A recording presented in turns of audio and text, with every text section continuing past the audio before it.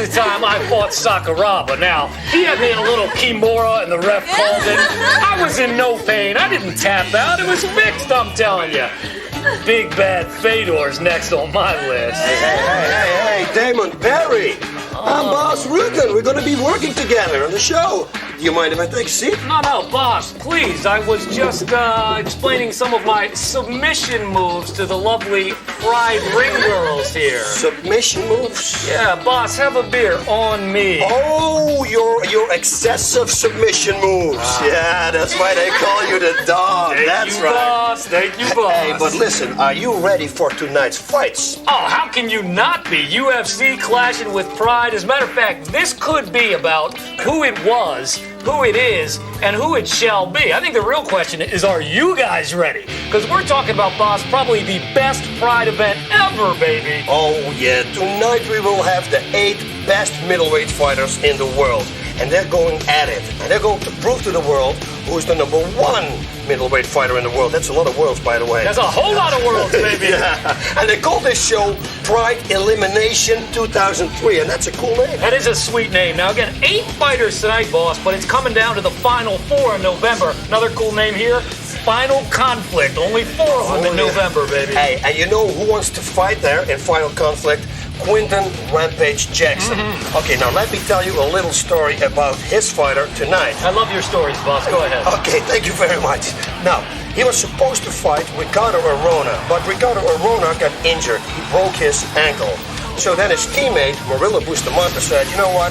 I've been training with you for this whole fight. I'm in shape. I will take the fight. And Murilo Bustamante is a very good fighter. He's currently the UFC champion. Still the champ. Oh, absolutely. Yes, he is. And he's very good on the ground, and he's got some good hands. So that's going to be an interesting match. Yeah, also tonight, boss. Now, ladies, you remember Sakuraba, the one who kind of got lucky and beat me? Yeah, you know what I'm saying, boss. Anyway, the Japanese legend will, for the 3rd time tonight, try to take out Wanderlei, the axe murderer Silva, who, boss, he is on a mission to win this tournament. Hey, speaking of Japanese fighters, we have 2 Japanese fighters fighting tonight each other. We have Yoshida, who's the gold medalist from the Olympics, and he was also 2 times. It's unbelievable, this guy, and he was also a world champion in judo. He's going to face Tamura, but the fight that I'm really looking forward to is Alistair Overeem against Chuck Liddell. Oh, no doubt about it. I mean, Pride and Overeem beating up on the UFC? Yes. Oh, no. Yes. No, I wouldn't say that. I wouldn't say that, man. Come on. Come on, the UFC is here to make a point. Chuck is here to make a point. I think that Alistair is going to have his hands full with Chuck. Oh, Damon, you beat up Chuck Liddell before, yes? Oh, for you, absolutely. You know the best part about this, don't you? It's another one right here that took down Chuck Liddell, baby. Yeah. Boss, you remember that, don't you? Yeah, sure. Yeah, well, whatever. I'll tell you what, rather than relive that, let me buy you another beer while you tell us about the 3 big heavyweight fights tonight. Oh, yes, and we have 3 big ones coming up for you. Number 1. Fedor Emelianenko is going to face Big Daddy Goodrich. These are 2 guys with knockout power.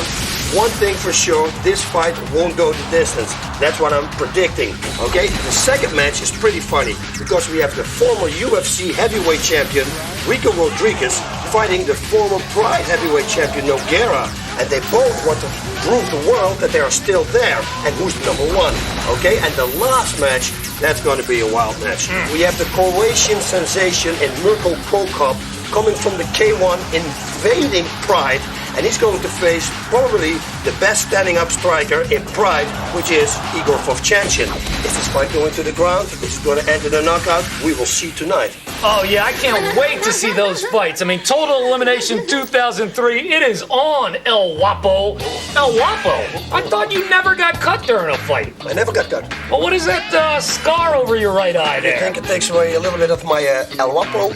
Yeah, well, I mean, look at that. Maybe not. It gives you a little character, almost that's what I was thinking. A little Hollywood character. Hey, and that's where it exactly happened. It happened in a movie. I was playing in this movie, and if you go to bossrutten.tv, you will see some nice pictures of Oh, that that's movie. right. The Eliminator, right? That's it, The Eliminator. Coming out when, boss? It's gonna come out in September. Nice. Now you can. I saw some of the clips on this thing, baby. There are some fight scenes of old El Guapo in there. Yeah, and you know who the fight scene was that you saw in the fight clip? That was against Mirko, who also was fighting here at Pride. Explosions. Did you see the explosions? Oh, we had? baby, I saw the explosion. You gotta show the people these things, boss. You know what I show the people? I got to show you guys my acting because I can act. Let's face it, I can fight and I can act. I'm not Jean-Claude Van Damme. No, I can fight for real and I can act. And just roll the clip. Roll it, baby. Which one of you lunatics has my money? I do. And who the hell are you? Miles Dawson. You ran a good race, Mr. Barley. Very exciting. A man is dead. Yes, he is. You don't care. Well, better he died here for our entertainment than drunk on some highway. Yeah, boss, you can act. You weren't kidding, baby. Hey, I told you, wait till it hits in September, okay? But you know what? I think it's time to go ringside. What are you gonna do? You gonna stay here with the girls, or are you gonna come with me? Let's go ringside, baby. That's a wise choice. Total Elimination 2003. Yeah.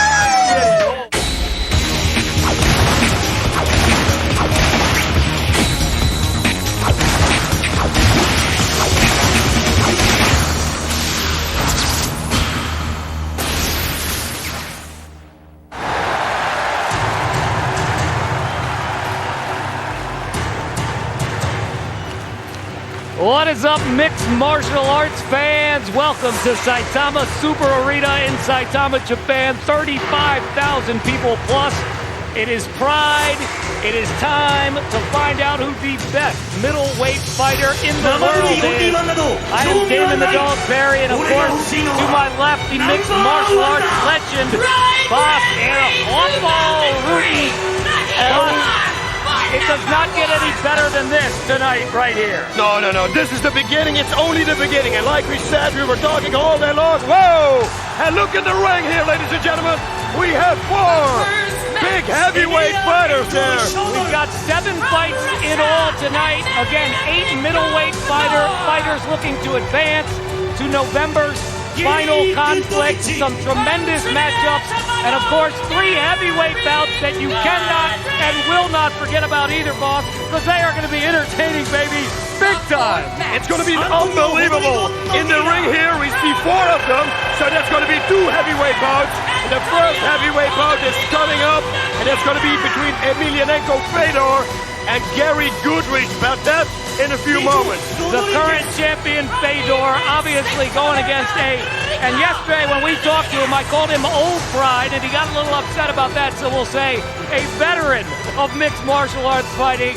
And he's got Mark Coleman in his corner. Mark talked about how in shape he is, but he said he is not in the best cardiovascular shape of his career, but he is as strong as he's been throughout his career. And you can see they're wiping me off. I'm sweating already, boss, because I'm ready to go, baby. Because it's unbelievable. I mean, the fear, the excitement, everything in this place will make you sweat. And let me reiterate, if you have not been to Japan, this is the top dog. There are 35,000 people plus in Saitama Super Arena. They're introducing the fighters right now on stage. Fireworks around me. It is absolutely amazing. It is unbelievable, and that's going to even make you more hotter, dog. Well, they're going to have to... Hey, giddy up.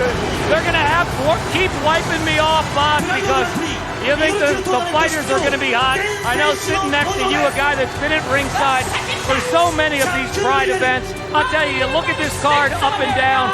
The 8 heavyweight fighters we have. There's Chuck Liddell, the UFC man, the Iceman, who has got to test the second fight tonight against Alisar Overeem, a Dutch man like you, who they're introducing now. There he is with the big hammer. The Demolition Man. That is going to be a hell of a battle in the second fight. We think so too, yes. And let's see, the next announcement is going to be... Here we go. Let me hear the drums. Let me hear the Winter Rampage Jackson. There he is. Now there he is. Rampage now. We'll talk more about Quentin Rampage as the night goes on, boss, but he got thrown a little because Ricardo Arona, who was scheduled to fight him, was actually injured in training. So how will that affect Clinton Rampage? We'll talk about that. There's his opponent for tonight's match, Bustamante. Bustamante, ladies and gentlemen. Murillo Bustamante. I'm sorry, what was that? Go ahead. What was that? Murillo Bustamante. Hidehiko.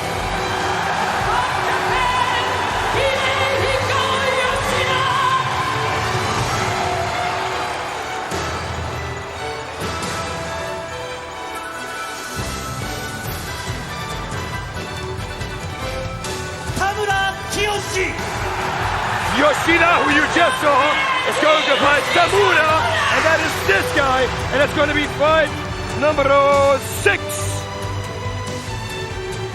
Look at this place, look at this place. The atmosphere is unbelievable. I can hardly... Now, there, of course, the middleweight king from Shootbox right now. He is ready to go. He looks stronger and quicker than ever before. And I think the crowd is going to erupt when they announce his opponent, boss, and I'm sweating just thinking about it. Oh yeah, man, they're going to announce him now within a few seconds. So ladies and gentlemen, get ready, because the matador of the mixed martial arts circuit, the Gracie Killer, as they call him, is going to be announced. Oh, the house is about to come down, ladies and gentlemen. Sakuraba! There it is. Listen to the crowd. Unbelievable! Takara Dojo. The question is, will this be his last fight in an unbelievable mixed martial arts career? Or will it be a continuation? We'll find out right now, baby.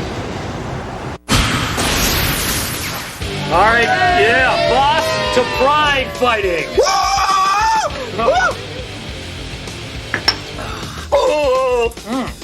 All right, you ready? Give me fight number 1. All right, the champion of the heavyweights, Fedor, going against Big Daddy Goodrich. Now, Fedor against Fujita last time got hit. Can he get hit again? Will he get hit again? Oh, he will get hit for sure, because Big Daddy's been working with Maurice Smith a lot on his hands. He looks phenomenal. It looks like he's lost some weight. This fight is not going the distance, like I told you before. Let's go to the fight. This time, well, what we were talking earlier, this is a little bit of old pride and new pride. Now, I don't know if Big Daddy Gary Goodrich wants to be called old pride, but Fedor's got to go against old pride. Big Daddy, how are you? I'm good. I don't know. Let me make something straight here. I ain't old nothing. I'm here to kick ass. That's all it is. I think Fedor, if he tries to take Big Daddy down, it's not going to happen, because he trained with Mark, the Hammer Coleman. Mark. How are you, boss? I'm doing good, man. What did you guys train for? I'm very impressed with Gary. He's gotten very serious about fighting the past couple times, and he brought Maurice Smith in. He brought myself in to Fedor's a pretty good upper body wrestler, and we've been working on defending against that and keep it up on the feet. And we know Gary can hit hard, so we're looking for a knockout.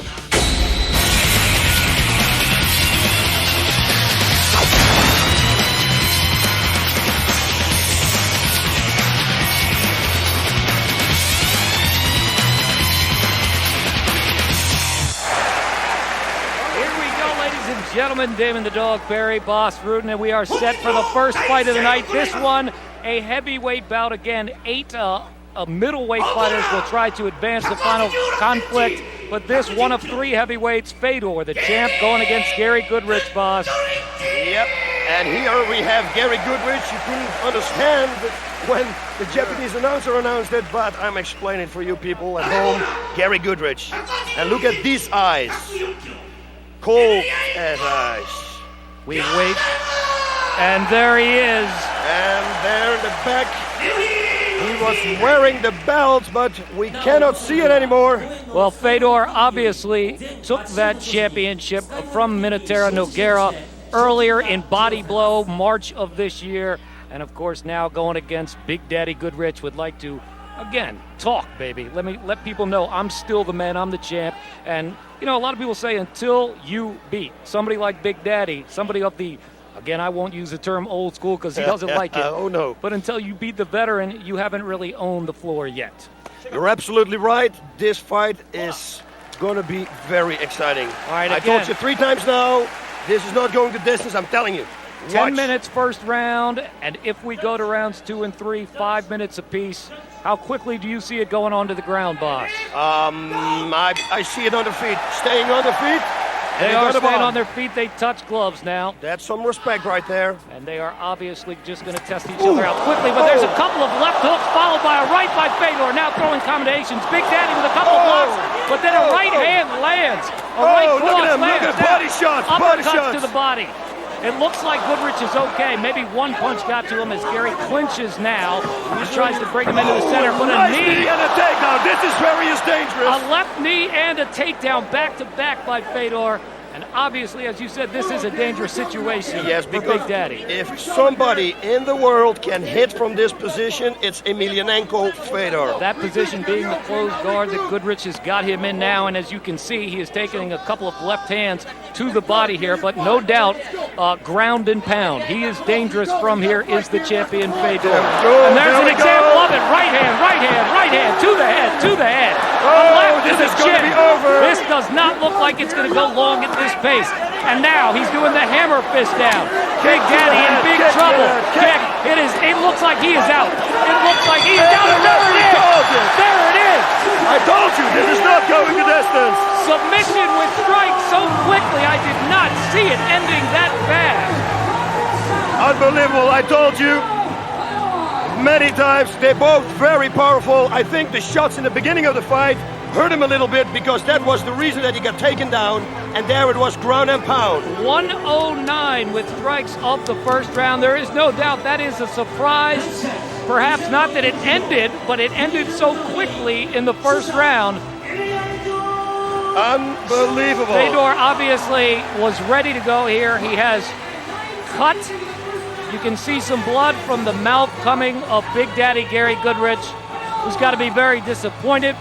He said again he wasn't in his best cardiovascular shape coming into this one. That was probably, in his estimation, his fight against Mark Hunt, but really felt stronger. Whoa, and ready there to go. is And the there's left the first hook to left. the head. It looked like perhaps a headbutt might have gone to his chin there as well, and perhaps that cut the lip. But as you can see, a lot of these combinations, that straight right hand, that hook, every push, they were all getting in. Right here, he was able to block a few, and then the hammer, the ground and the pound. Kick the kick in the to head. the head right there. Yes, Daddy Goodrich loses 1 minute and 9 seconds in the first round. What do you think of this? Well, I think that kick to the head reminded me of that night in Vegas, baby. That was ugly, no doubt about it. Back of the head to the front of the face. I am just shocked, boss, that it did not go further than 109 of the first round. Unbelievable. And you can see those blows to the head were not being defended by Goodrich. He was obviously hurting at that point. So the champion moves on. He obviously retains that belt with a convincing win over Gary Big Daddy Goodrich. That our first of 3 heavyweight bouts tonight. The fight we have coming up will be one of the 4 fights between 8 middleweight fighters who are looking to advance in Total Elimination 2003 to the final conflict that will be in November. So again, fight number 1, 109, heavyweight champion Fedor able to TKO Gary Big Daddy Goodrich and keep his crown as he is now posing. So next up is one of the biggest, no doubt about it, the biggest ones. What do you think is next on the list, though, before we get to it, for Fedor? I mean, who's next here? He obviously came back from getting a little stunned in his previous fight against Yoshida, but he went on to win that. Who's next on his list? I really don't know, because, you know, the great thing about Pride Fighting Championships, we have so many great heavyweights. A rematch, of course, with Nogueira, that would never be... everybody would love to see that, but maybe tonight Ricco Rodriguez is going to finish Nogueira. We don't know, and then maybe we want to see Ricco Rodriguez against him. We have way more fights. It's open. It's an open book. How many? We got like 12 heavyweights, and they're all super good.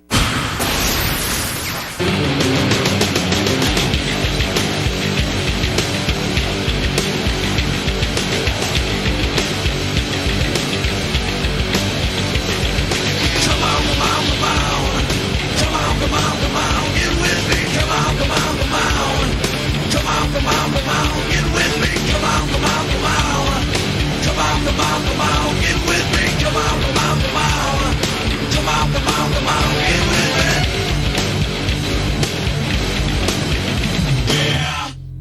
After his surprising loss to Randy Couture in the last UFC fight, Chuck Liddell had to rethink his game. Now, make no mistake, Chuck Liddell is one of the best middleweights in the world, but he fights for the UFC. So to reclaim his spot in the world of fighting, Chuck Liddell has accepted the challenge to fight in Pride's 8-man tournament. This will be Pride taking on the UFC, and the Iceman plans to bring it. I want the fighters in Pride to know that I'm coming after them. Come August 10th, I'm going to be there. They better be ready. I'm coming. Fighting, well, it's nice that it is my job, but it's something I love. I mean, I enjoy fighting. That's my reward when I get out there. I train hard. The job is training, getting ready for a fight. And although I train, even if I wasn't fighting, I'd be training. But the job's really training. Actually, fighting is my reward for at the end of the day or end of the month or week or 6 months or whatever it is. That's my reward, getting out there and getting to compete. Now, Liddell not only loves the fight game, but Chuck, well, he likes to lay a beating on his opponent. I enjoy the competition of fighting. I love being out there fighting, and I enjoy winning. So if that's beating people up, then beating people up I enjoy, I guess. When I get in the ring, that's just the way I need to be. I need to turn that switch on. You need to have that killer instinct. You need to be able to try to take someone out. You can't. He's trying to do the same to you. You can't take it easy on people out there. You get hurt that way taking it easy. With Liddell coming to fight in Pride, the rivalry heats up, and some Pride middleweights have a message for the UFC. UFC, you want to protect all your little pretty golden boys? I dare the UFC to give one of their golden champions a shot at one of our golden champions, and we would beat your pissy asses. Chuck, he coming to my neck of the woods, you know what I'm saying? Chuck Liddell, he's a cool guy, I like him, you know what I'm saying? But he comes to my neck of the woods. We're not fighting in a cage, so you can't pop a motherfucker up against the cage and just elbow the fuck out of him. They need to come on the Pride, you know what I'm saying? Put them hands up, and suck their gut in, you know what I'm saying? And do his shit, man. UFC President Dana White, well, he has his own predictions on the outcome of Total Elimination. Chuck Liddell will win the Pride Grand Prix. He is one of the best middleweights in the UFC and in the world. I want to knock a guy out. Every fight I go out, I want to knock a guy out. I want to finish a fight. I don't like going to decision. And I've been putting a lot of pressure on myself to put pressure on people and finish fights. So come August 10th at Pride Fighting's Total Elimination, we will see who has the best fighters. When I come to Pride, I will be ready. I'll be ready. I'll be in shape and I'll be ready to go. So they better be ready. Come on, come on, come on. Come on, come on, come on. Get with me. Come on, come on, come on. Come on, come on, come on. Get with me. Yeah. Now we know that the UFC is coming here to show the world that they're stronger than Pride. So this is a fight against Pride, Pride against UFC. And there's another little thing. The president, Dana White from the UFC, put a bet down for $250,000, and he says that Chuck Liddell is going to win this whole tournament. What do you think of that? Well, boss, I think that's a stupid bet.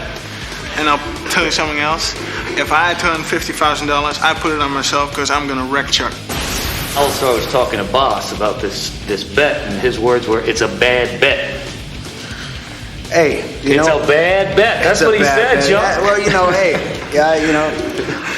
he should think that. He's a fighter, but I think it's a good bet. The UFC is going to take home. We're going to take home the belt. It's not a problem. So how are you going to wreck Chuck Liddell? Well, first of all, Pride fighters are better than UFC fighters. My cardio is much better. I'm stronger. I'm faster. I'm more technical standing up on the ground. I'm going to wreck him. You're going to want to stand up in this fight. I know you just love to knock out. You're not about submissions, but obviously this guy is more dangerous standing up than anywhere else. Are you going to try to take it to the ground or go blow for blow? You might see some groundwork, but that's it. Like I always fight, if it comes, it comes. But I'm planning on standing up with him and knocking him out. Boss, fight number 2, our first middleweight fight of the night. UFC and Pride, Chuck Liddell against Alistair Overeem. Now, call me crazy, but I think the height and those flying knees of Overeem could be a big problem for Chuck tonight. I think so too. I think that Chuck's game plan should be take the fight to the ground, ground and pound or go for a submission, but hey, Alistair, what can he do? Well, I'll tell you this. I'm confident in Alistair, but Dana White is $250,000 worth of confidence on his boy Chucky Liddell. That's a lot of shots at tequila. There you get it. Okay, let's go. Fight number 2. All right, hey. Here we go.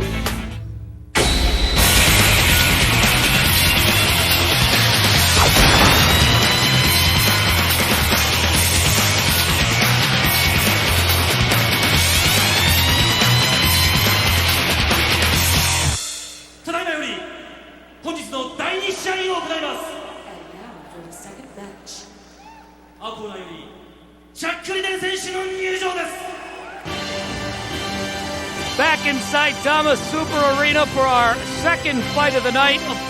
Total Elimination 2003, Damon the Dog Barry along with Boss Rutan. And this one has been talked about, thought about. It is the UFC being represented from Chuck Liddell against an up-and-comer from your hometown, Alistair Overeem. And that means we have a special guest, a man that's got a loaded pocket and a lot of interest in this bout. The president of UFC joins Boss and I here, Dana White. Dana, I know you're trembling. I know you're feeling it right now. I'd be lying if I said I wasn't. Absolutely. And Boss, this one right here, his boy Chuck, and an up-and-comer really in Overeem with the high knees. This has got to be one of the most anticipated fights of the night. I think so too. I think really, and I told you before, the people at home, we can say we see here Chuck coming up. Like Dana said before, he is so ready after his loss against Couture. He said, okay, let's get this straight. Let's go here to Japan and bring that belt home. He is so focused, but yeah, like you said, he's going to face Alistair Overeem, a very good striker. Good knee control to the head, faces, long punches, long kicks. I don't know about this, and it's going to be tough. You can see the Ice Band coming out with the bold UFC now. I tell you, Dana White, the atmosphere here in Japan, this is phenomenal. And, you know, I tell you, Chuck is such a great guy, and he's having fun all week, but, you know, all of you got to be just taken aback when you get this. I mean, you're the man when you walk into these arenas. It's awesome. It's unbelievable. You know, when we're in the States and we get 13,000 people, we're blown away. When I just walked into the arena about 20 minutes ago, I couldn't believe it. It's amazing to see this many people in one place at the same time. It's like they got lost on their way to the Super Bowl and ended up here. Absolutely, exactly. This is exactly about as big as it gets. Now, obviously, Chuck is a little ticked off as you hear Dana White cheering on his man. Because of his loss, he smiles at his boy Dana White. Yeah. Who, by the way, a little pocket change going on this right here, Dana. I mean, a little pocket change. We'll see what happens. Well, depending on what happens, I may need to get a loan. I may need one too. What were your last words, last piece of advice, or what advice did he give you to try to watch this fight? You know what? There's not too much advice I can give Chuck right now. I try to stay away from him, let his team do what he's, talk to him about what he's got to do. I just try to stay away. I've done my job. He's here. His training went well, and that's another reason that I feel very confident about this fight. We have an angel in our corner, if you will. Yes, you do. Why don't you talk about that a little Alex bit? Gong worked with Chuck for 4 weeks for this fight. Phenomenal trainer, phenomenal athlete, phenomenal person, and I really feel confident. I feel good. Like, we know Alex is in his corner, and rest in peace, Alex Gong. Yes, same here. Rest in peace from all of us. Just a tragic story, of course, happening in the Bay Area where we'll get back to that, but obviously now being introduced, Alistair Overeem. Now, this is a kid, you can talk highly of him, Boss, because, he's a bit of a countryman, but he is moving up on the food chain, if you will. And a win over a quality opponent like Chuck Liddell, what would that do for the Demolition Man's, popularity alone? That's what pushed him up so high as this guy. I mean, Chuck was the #1 contender for a long, long, long time. He lost to Couture, but I also think there was a reason because he was more focused to fight Tito, and I think that was a great thing that he had in his mind too. Suddenly they changed opponent, he got Couture. I think Chuck, ice as cold, but I have to say, Alistair, he's coming from Holland, like where I come from. With us, we have as many Thai boxing fights a week as we have soccer games. So with us, Thai box is second nature. So I don't know what Chuck is going to do in this fight. He said that he's going to knock him out. Is it going to be on the ground? Is it going to be on the feet? Hey, we're going to wait and see. But here comes the Dutch team. We see Morderer, Lucien Carbine on the left side. If I may, boss, Dana, you'll probably like this too, but I mean, the guy is good looking, and it's good news for the men out there because he has a girlfriend currently, so my baby is out of the question. Ladies, back off. Men, you're safe. But obviously, and Chuck talked about this, he trains the same every way, does Chuck, but he said during the press conference, he did make a joke, maybe this time I did work on a few high knees because they are dangerous right here. Yeah, absolutely. No, we took this guy very serious, and realistically, you know, our fight was, we wanted to fight Wanderlei Silva for a long time now. And Mr. Sakuraba gave me the option, you want to fight Wanderlei, come do the tournament. And the reality is, we got a tough draw. And he's a real guy. Now, you know that was completely accidental that you got a tough draw. Absolutely, I knew that, yeah. Come on. But no, he's a tough guy. We took him very serious, and he's the dark horse of this tournament, without a doubt. Do you see this going 3 rounds? God, I hope not. Whoa. Dana White on edge. Let's let the people back home get a feel for the introductions, the crowd reaction here at Saitama Super Arena.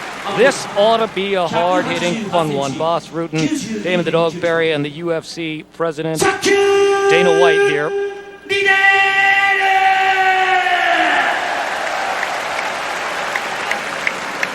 I wonder who's clapping amongst the 3 of us there. We're unbiased, 2 of us anyway, and then of course there's Dana who's just like, yeah. There's no bias in this booth whatsoever. No, of course not. Now, if somebody starts clapping here, boss, I know it's not me, so we're down to 1. I only hope that Chuck doesn't find out that you so-called armbarred him, what you said in the opening of the show. I hope for you he doesn't find out. Let's just keep in mind, I didn't write that, baby. All right, the referee going over the instructions here. And again, our first fight of the evening, the heavyweight champ Fedor took down Gary Goodrich. Big Daddy went down at just 109. This is the second fight, getting ready to go. Will it be longer than 109? Dana White certainly hopes it's over quick. He is expecting a running flying knee right here. That's what we're expecting. All right, let's see what happens. And the bell goes. You don't get the running flying knee early, but there is a left knee by Overeem. And a right hand from Liddell. They exchange blows. There's a right, and then again followed by the left knee. And he is dazed. Liddell right there. I believe that might have been a left hand, but Chuck has got him against the ropes. They're halfway down as Alistar is trying to get back up and does that as the 2 are in the clinch. And when he gets up, boss, he can throw those knees. And he throws them really well. They separate again now, and the fans cheer that here. Oh, and there's a combination with that left knee. Yes, he is cut. He is cut above the right eye. No question one of those knees was able to get in. Good block of the kick there. That's why we brought in one of the best cutmen in the country. Don House is working the corner. We anticipated a possible cut with the good knees, and we brought a great cut man in. It looked like that left knee also got in. Maybe, perhaps, Chuck was able to catch it sooner. Yes, it got in, but Alistair should have tried to stay on his feet. I think Chuck still was a little hurt. Now it's going to be Chuck's game, I think. It looks good for Alistair the way he tries to pummel up right now. But this position you don't want to be in. Look at here. Now, Chuck's raining the knees now. Absolutely. Chuck's turn, Chuck's opportunity to get some knees in. And, you know, with the knees that flew early, I would think Chuck may be a little more favoring the ground as he is getting the knees here. Yes, for sure. This is a real good position for Chuck. North-south position. You can see the blood across the right side of his mohawk there, and then down trickling to his eye on Chuck Liddell. Right there, he's got a good opportunity to throw some good knees. Those long arms, though, really good at blocking those knees. Yes, and Alistair should escape now the back door. He makes a left turn, and he can swing out of this because Chuck only has one underhook. He can swing it out if he wants to. Right. But he's got to get up. He's got to get up. Don't wait for this. Dana has called it exactly as you see several knees blocked there by Alistar. And he's able to stand up where, again, he'll be in a position now that he can throw those knees to the body. And I think now he's got the... Oh, he's getting away from him. Okay, he gives him some distance. Chuck with a left hook and another. Alistar missing with a right. The 2 now back toe-to-toe, if you will. There's a knee to the body, another knee. A counter with the right hook by Chuck Liddell. Oh, and another left. Who looks to be a little hurt right now. He looks like he is hurting a little bit, but I'm sure he has been in these situations before, Dana, and bounced back. He's got a lot of good experience, and he really does have a good chin and good recovery power. He saw that when he fought Guy Mesger. Mesger rocked him early, too. And looking closely into his eyes, I mean, he looks like everything is ready to go, and he may, maybe he's just adjusting to the style of fight that he is facing here tonight. It's tough fighting a big, long, rangy guy like that can block everything you do and has a lot of reach on you. But again, nothing we didn't anticipate, and we'll just see what happens there. Yeah, he's able to block a few of those hooks there by Alistar. And Alistar missing there. It looks like Alistar in this 10-minute round came out with a lot of adrenaline. Looks like he is a bit tired. Looks like no he got a little rock it. there, too. 2 rights, and straight. Two rights, 3 rights, and a knee. This could be the end of the fight. Definitely hurt. Liddell now. Baby, Chuck Liddell. Unbelievable. It looked like he was out. Dana White now going up to the stage, and he should. What a fabulous performance by Chuck Liddell. 3:09 of the first round. I gotta tell you, that is as impressive a comeback. And I said a moment ago, when it looked like he was hurt, I took a closer look at his eyes, and his eyes looked like they were fully coherent, fully ready to go. And Alistar was dazed. Oh, and he was lucky also because we don't know how big that cut was. He started to work, he felt the cut could maybe be affected later on. And there he came with the punches, the double right straight, he set it up. And then with the rest combinations, he finished it off. And now he walks over and gives Alistar Overeem a hug and kind of a bit of credit, saying what a fabulous performance it was. The knees did get to Chuck. Dana White now hugging him. Here we go, the double right straight, I think. Here it is, right there to the forehead. Absolutely. Ooh. And he can see he's got him hurt. You can see he's wobbling, and then Chuck went in for the kill. And that knee right there, the left knee, and that right cross, and that right hook. Now the left who comes, that's it. He's definitely, it was that first right hand to the forehead that did most of the damage. And look at that right there. Alistar was out on his feet. Very impressive, Chuck Liddell. He was confident all week. He never had any doubts in his mind that he would be able to do this. He wanted to say hello to his girlfriend, Summer, who I'm sure is much happier to get the message right now. Because even though he is bleeding, he is smiling, baby, and loving life. Just a tremendous performance. It really looked like he was in trouble, but as we were saying to Dana White at that moment, I'm sure he's been in this situation before and he's got a strong chin. Yes, and he is. Look at there, Dana White very happy. Yeah, obviously everybody happy. What a performance. He's opened it up with the double right straight and then he starts finishing the whole thing up. I tell you, boss, no question this one showed all of what pride is about, because both fighters momentarily looked like they had control. Alistar's control was fleeting, Chuck's was for real, but the pride came out in both fighters, and it certainly looked like throwing those knees early. Maybe this was part of Chuck's game plan, but it looks like there's that right hand again. It looked like Alistar just got winded throwing those knees, no question about it. Yes, he got winded.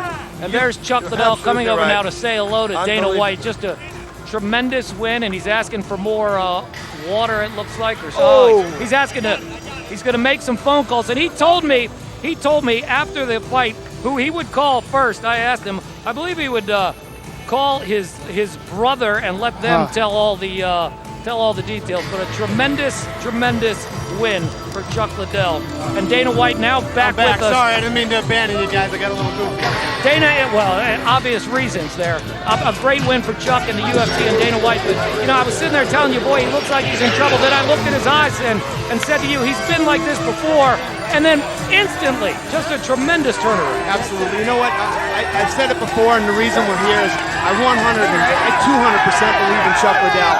He is when you talk about, and I say this all the time, when you talk about a true fighter, he is a true fighter. The guy lost the worst defeat in his career to Randy Couture, the thing that he'd been waiting for forever to get a shot at the UFC title.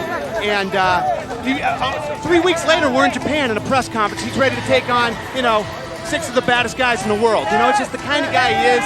I can't tell you how I feel right now. I'm so excited. He just handed me the trophy, and he goes, I'll give you the other half in November. Oh, giddy up, ladies and gentlemen. Confidence is sexy, and there's no doubt that Dana has that confidence in Chuck Liddell. Are you calling me sexy? Oh, I am, baby, I am. And there is no doubt about it that Chuck was very sexy tonight. We'll be back for another one. Congrats, Dana and Chuck Liddell. Thank you all very much. All right, thanks, guys. Chuck Liddell, 3 minutes and 9 seconds to do with that right hand. Were you worried at the very beginning? You took a knee. Did it break you up a little? No, not really. Actually, I was wondering how tough those knees were. And he threw a nice hard knee, and because I'd seen it all his fights, he won with knees, so I expected hard knees. But it was nice to know, you know, he gave me a clean shot to the body and I could take it, so I didn't have to worry about it as much anymore. Well, then you got the cut. We were a little worried about the cut. We saw the cut, but that's more nothing. of a scratch. I could feel the blood a little bit, but I think he scratched it. I don't know how I got the cut exactly. I have to see the film to see how I got the cut. Now, you did say before we started shooting the interview that you took a knee to the nuts. Yes, I did. Yeah, he gave me a nice one, but. You shook it off, because none of us knew. It didn't bother me too much. I think he just missed the nuts and caught my dick, actually. But, all right, a little too much detail. A little too much detail, but, you know, that hurts more than anything. It doesn't get that. If he caught it right clean, I might have been doing one of those. When you got him with that right, you just went in for the kill. You knew when you hit him with that right. His eyes, he's going. So, you know, his eyes going every which way, so I just went in there. I'll finish. I see a guy hurt. I got to finish. You're like a wolf, man. You got to finish. You get in there when a guy's hurt. You got to make him pay the whole time. Can't let him rest, because then he can catch it. A good fighter, and he's a tough kid. I think he would have fought, but he was trying to fight when he couldn't find his feet. Is this one a little sweeter for you because you came to Pride and you kicked butt? You know, it's sweeter for me because I'm going to next round of this tournament. And you're ready for November. You want to fight tomorrow? I'll fight Wanderlei tonight if it feels. Oh. Yeah, I got a shot at Wanderlei, hopefully. First round. Give him to me the first round next month.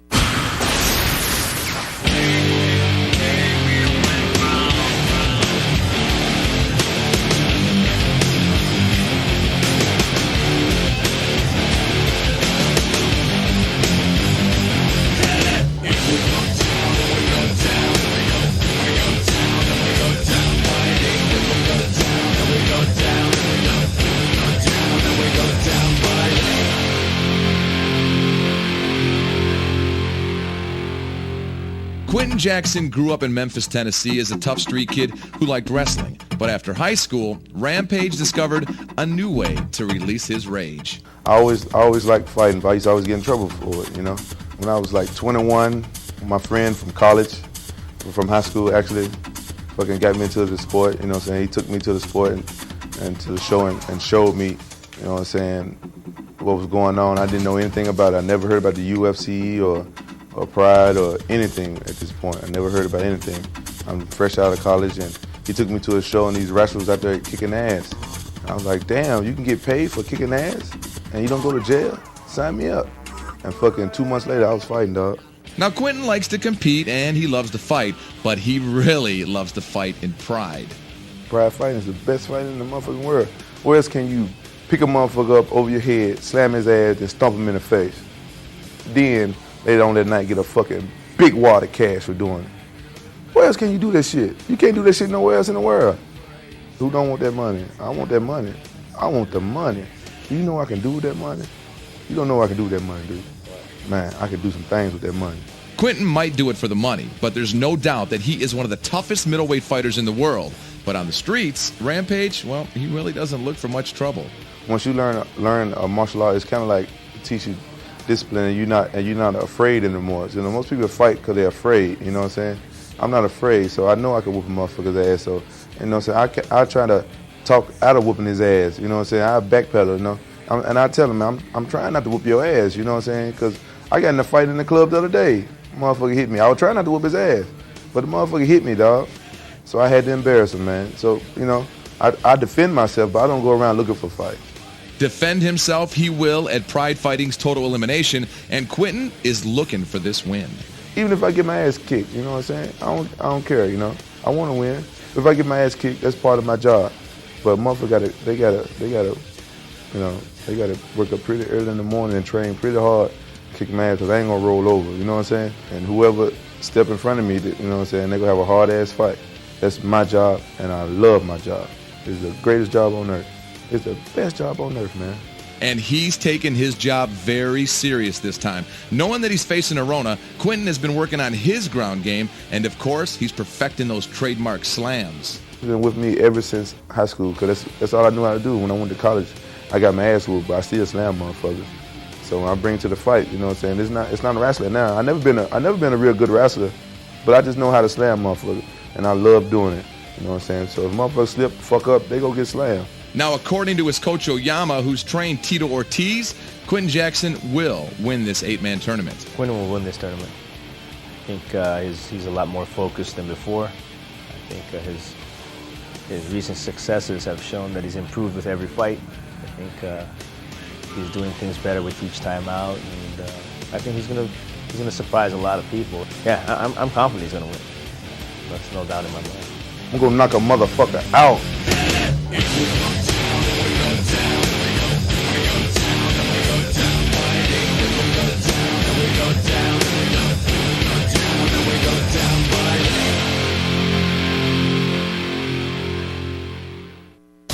Now this foot is a problem if you have a fight. When I do this, does it hurt, you think? Ricardo Arona we have here. And that's the guy who got injured, obviously, and he cannot fight against Quinton Jackson. What happened? Man, it's a bad luck I had. In the last training before coming here, I injured my ankle, and it was a bad surprise for us. And now I need help from my brother Murilo to get my place, man. It's a dream for me, you know.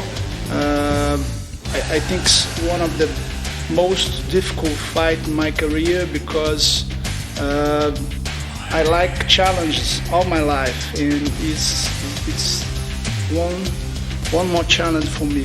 I have some tricks for him. I hope they how can I say, they work. So you're really gonna knock a motherfucker out? Man, I'm pissed like a motherfucker, man. Somebody's gonna get hurt. What do you think? What did you think of the last minute change? Man, you know, it's all good. You know, shit happens and shit, but you know, so I've been training for somebody else. That just made me more angry. What are you gonna do to him? You're gonna knock him out? You say, okay, I'm gonna ride this out, or you say, okay, there's gonna be a knockout for sure. Well, you know what I'm saying? Really, I don't have a crystal ball. I just got 2 balls. So I can't just say, you know what I'm saying? I'm gonna do my thing, you know what I'm saying? I'm gonna fight like I always fight, do my thing. I can't go out there and predict anything, but that's what I'm aiming for. You know, I like to please the crowd, that's what I do. What can I say? Big cojones, ladies and gentlemen, to do this on a 5-day notice. Thank you very much, and good luck.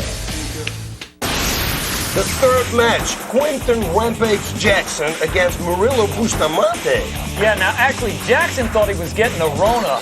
Obviously he broke his ankle, so he's not fighting. Is that a factor working against Jackson in this fight? I don't think so, because they come from the same camp, Arona and Bustamante, so they train the same. So I think it's not going to be a major factor. But you know what? Say hello to my little friend, okay? Oh, let's go! Slam it like Rampage.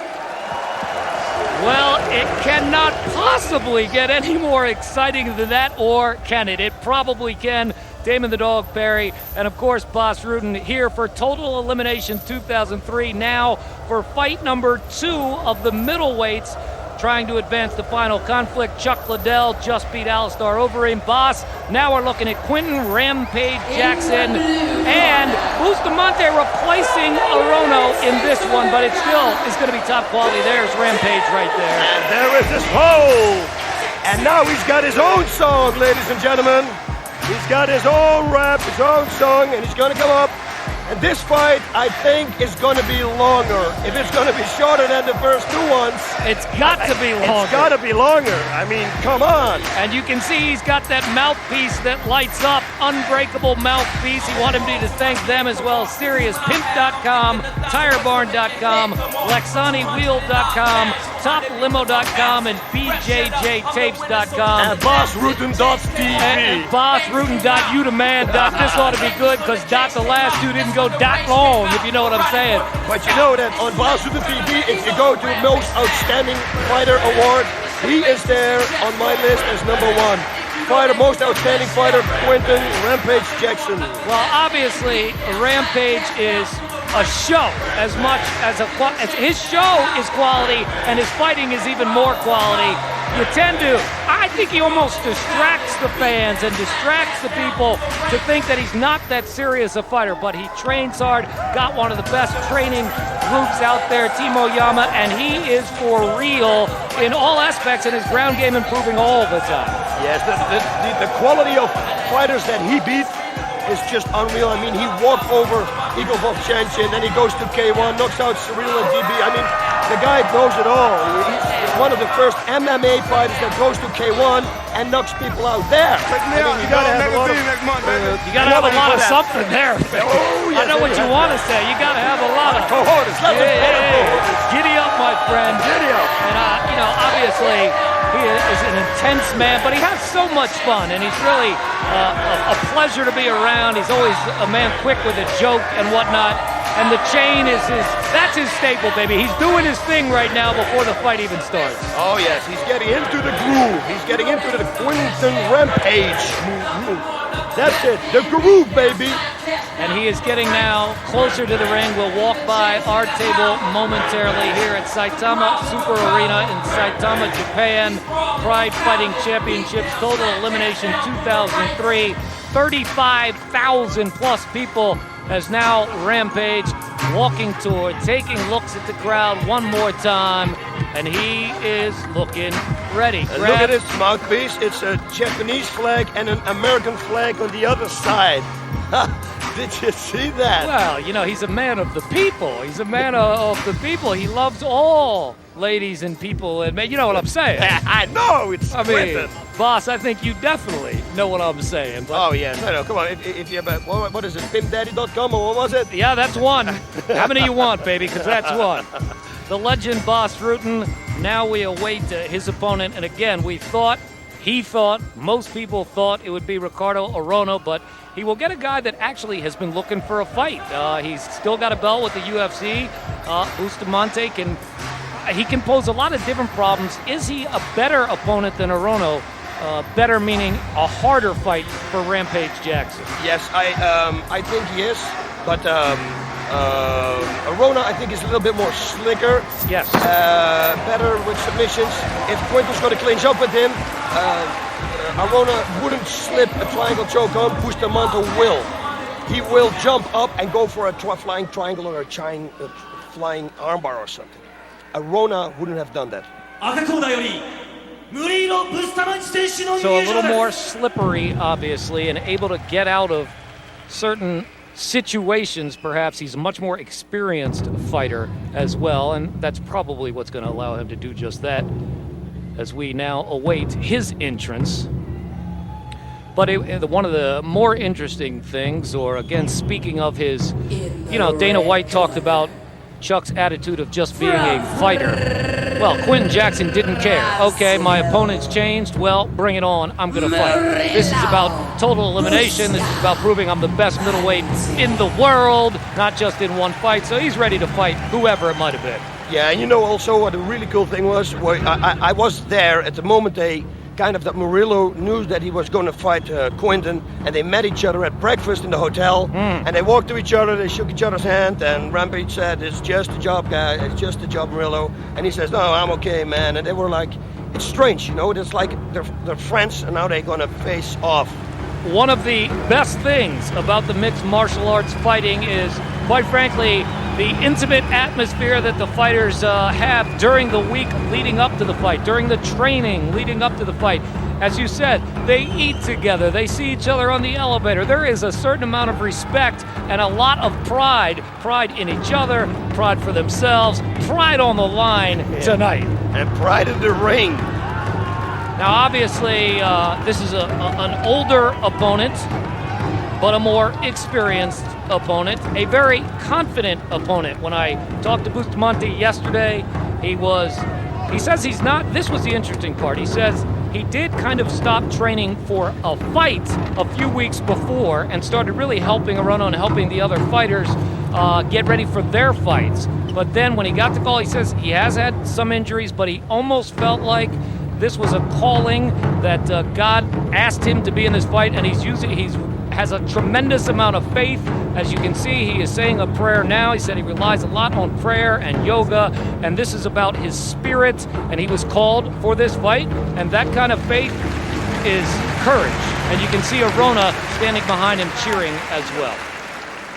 Ooh, let's go to the announcing. Boss, I think this one has got to last longer. It has to. Unbreakable mouthpiece. TopDemo.com, baby. I want my belt. That's what he says there. Yes. That's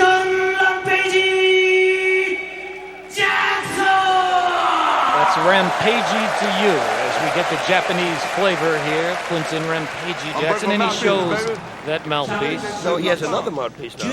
Yes, he did change. Well, that's the versatility that he can show there. He has several moves in the ring. He also has several mouthpieces. There we go. And there's Mario Sperry also in the corner with Arona as they will watch their teammate try to, well, I guess you would have to consider this a mild upset if it is to happen that Quinton loses this fight.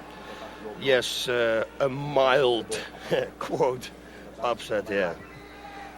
Again, it was not until, Arona was actually here in Vegas, was examined by Vegas, listen to me. I'm thinking about those days when I saw you in Vegas, baby. Actually here in Japan and examined by doctors here before it was determined that it was broken and he would not be able to go. Here we go.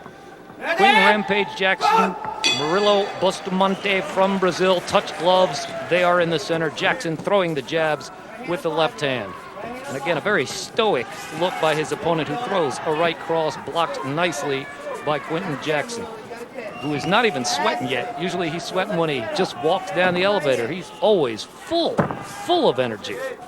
And right now they're kind of feeling each other out in the traditional boxing stance. There's a right jab that at least connects, or a left jab rather, does not do a lot of damage. Who's going to make the first move here, boss? I don't know. It appears there Jackson, it is. And a nice knee there to the body. And this is what we were expecting.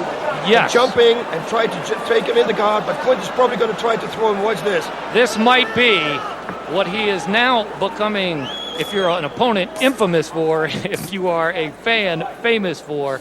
And we're talking about Rampage as he is going to go. Oh, he is strutting with him, carrying his baby. He's going to put him in his corner, in Rampage corner. Yes, so he wants can hear it over here.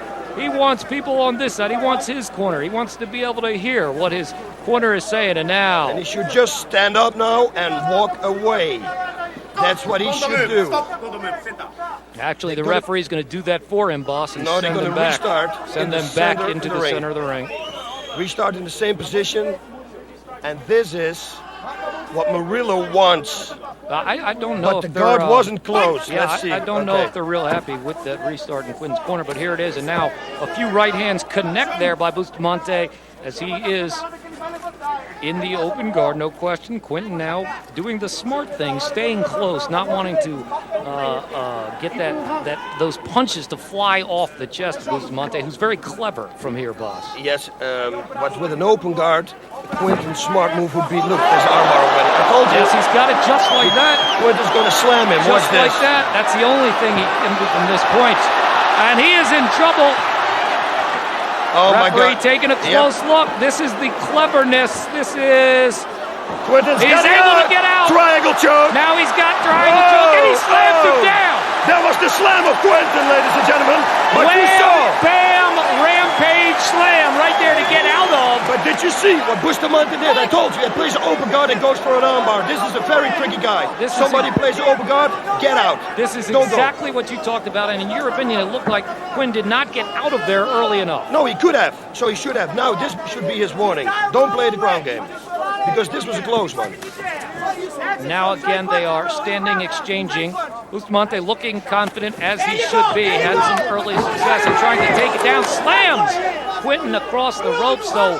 They are each hanging over the ropes, and obviously... And now I wonder what's going to happen. Well, they've got to get them off there and bring them back in, but the referee just putting them not back into the center, but just inside of the ropes, it looks like. Yeah, I think that now the referee's going to wait a little bit. If the position is going to change, they're going to restart it in this position in the center of the ring.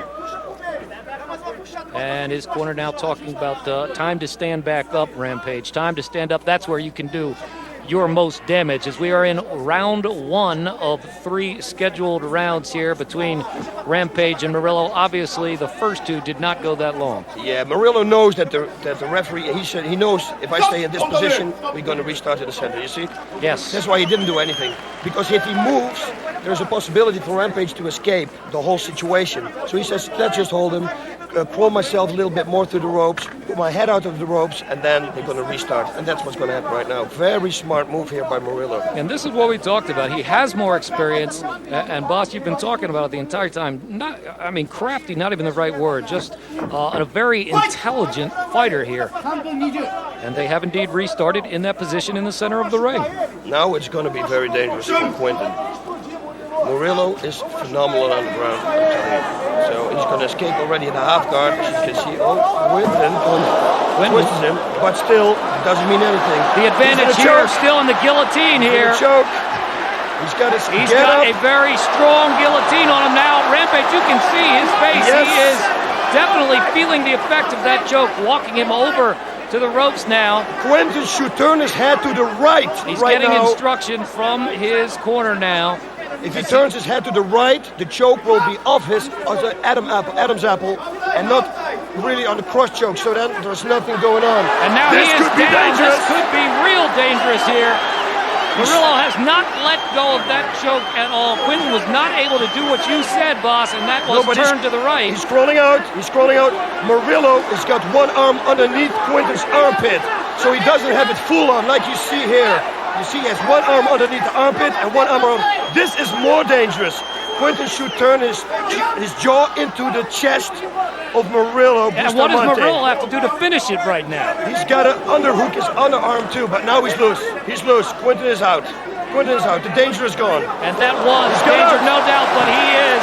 And you can see now both of these fighters right now, and they're going to restart this here. Yeah, Quinten is complaining about something, but I don't know what it is. Oh, his pants came off. Well, that's worth complaining about, no doubt about that. Yes, you couldn't see it here from the point of view from the people at home, but we could see it here, of course, because we're sitting ringside. Quinten's trunks came down. So two attempts at submission here early in this first round by Murillo, and I guess a hell of a lot of credit to Rampage for being able to get out of these. Seemingly a lot of fighters with that choke was vicious, but again, he was able to get out and get out earlier by slamming down Murillo when he was in the triangle choke then, Boss. Yeah, the guillotine choke, he had one arm underneath the armpit, so that was not such a dangerous one if you know how to get out, and obviously Quinten knew how to stay out of it. The other one was a little bit more dangerous. Still, you see how fast it goes with Murillo Bustamante. You give him one little mistake, he will capitalize on it, and he's going to get you. And he's going to go like this. He's the same as his teammate Nogueira. Also, same thing there. He will play for guard, go for triangle, go into the armbar, figure four. He's all over the place. And Quinten now shorts almost ready to go. Murillo talked about, he said, quite frankly, yes, I'm scared. There's always fear before a fight, and the challenge is to transfer that fear. He looks like he's done that. He looks extremely confident up there. Oh, yes, you can say that again. They're going to restart in the same position, which is strange. The shorts there probably worked in Quinten's favor. He got a rest. I think so too, but in both. Oh, a good left knee by Rampage. And now he is waiting for Murillo to get up. He wants him up. That is where he needs to be. And he got a great knee right across the face there. Beautiful. Super reflexes. And this is where he has learned his lesson. He's going to want to have it up here. Although, again, he did a great job on the ground doing what he needed to do. And that was not let that choke take firm hold. Back up now, throwing jabs to Murillo. Yeah, let's see what this is going to bring. Of course, he's going to play a little bit more slick now. Quinten is. He doesn't want to have Murillo again jumping into that. This is a very good move. Start from the low kick to the outside, and obviously a combination by Murillo punches did not do any damage. Quinten now seemingly much more confident. Both fighters miss on blows there, and they are on the clinch, and there's another knee, and Murillo kind of takes him down, kicks to the head. Quinten able to get right back up here. Again, that's where he wants to be, Boss. He really wants to be on his feet. He had 2 warnings.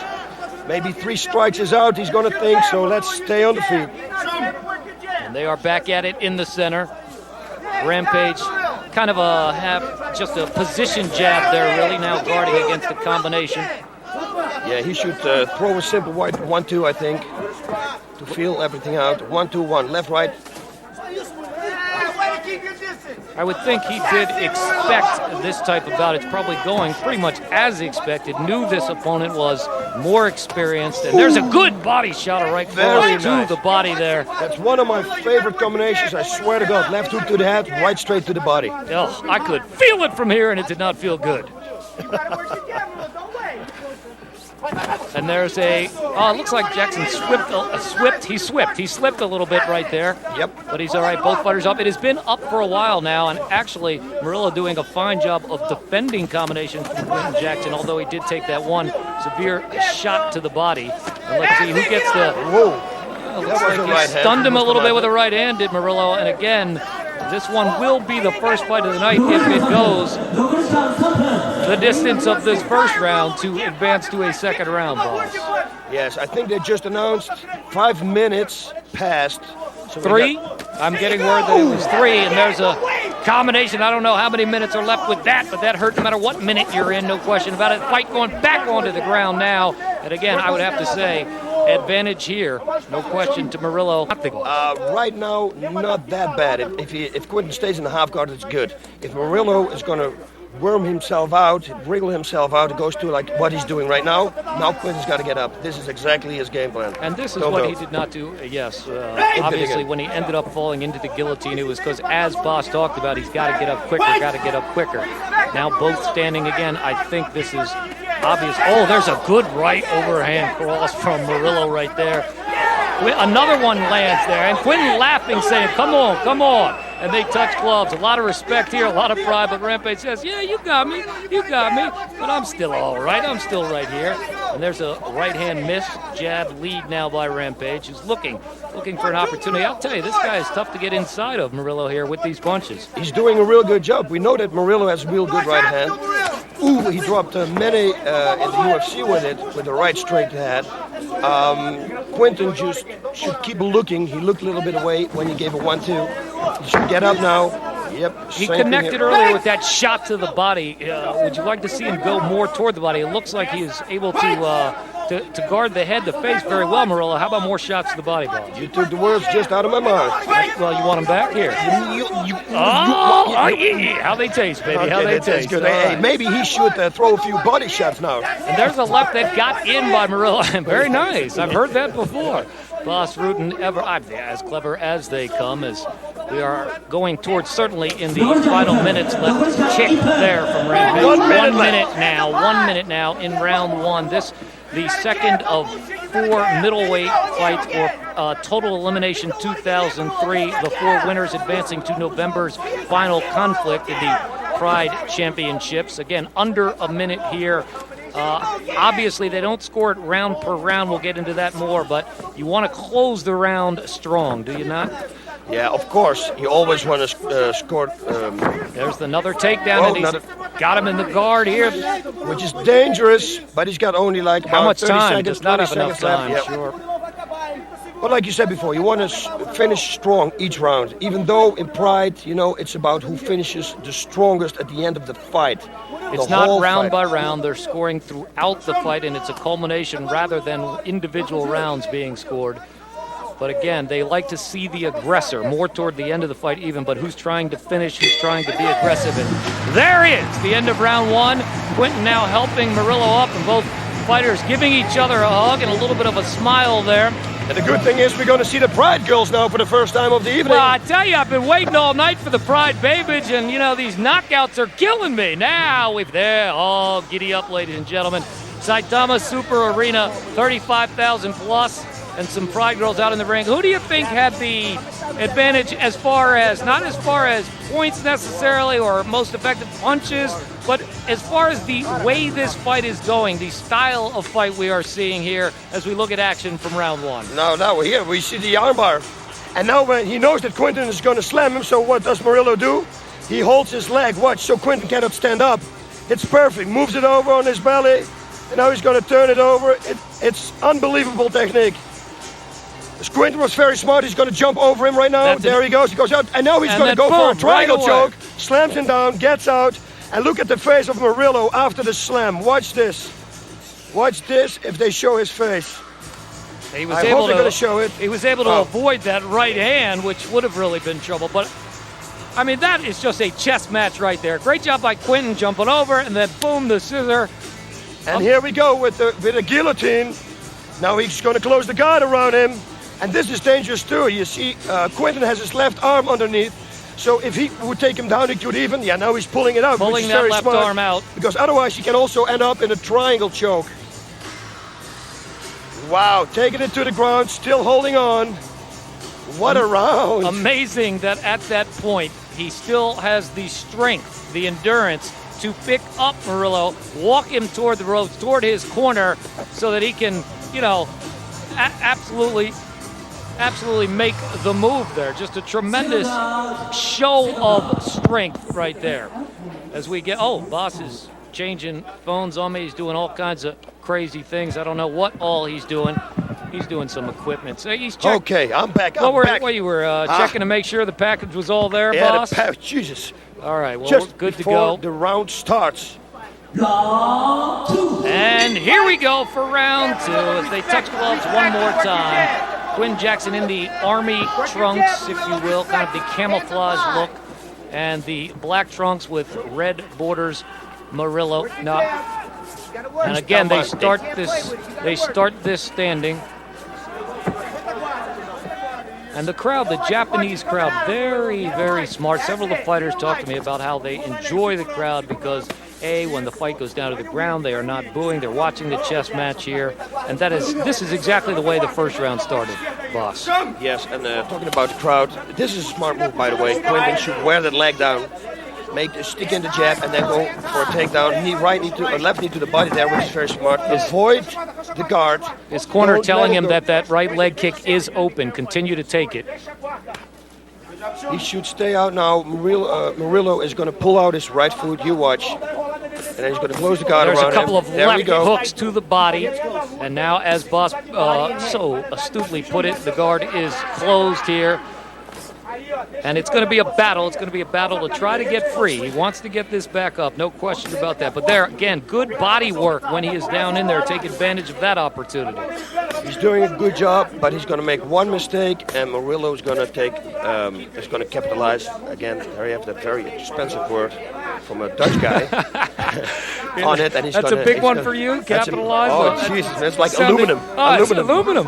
Capitalize on the aluminum siding. Well, it sounded smooth to me. He's trapping his arm already. He's probably going for an armbar on the left arm of Quinton Jackson. Watch it. Neck crank is very dangerous because they can also go for armbar. Now he's able to get up with a right to the head and then able to stand up on that open guard. So Rampage, again, able to get out effectively, knows that's not where he wants to spend any time during this fight. He should go to the body. Rampage should. And there's a left to the body and now a knee to the body. 2 knees to the body and a right uppercut. And that hurt him. A right uppercut following the 2 knees. And now, as you can see, the referee is calling Murillo up. Murillo says, hey, come on. Can we do it downstairs? Can we go down here? Jackson's smart now. Jackson should throw a liver shot. Yes, ladies and gentlemen at home, that's your first shot right there. Liver shot. Shots fired. As Boss will announce that to you.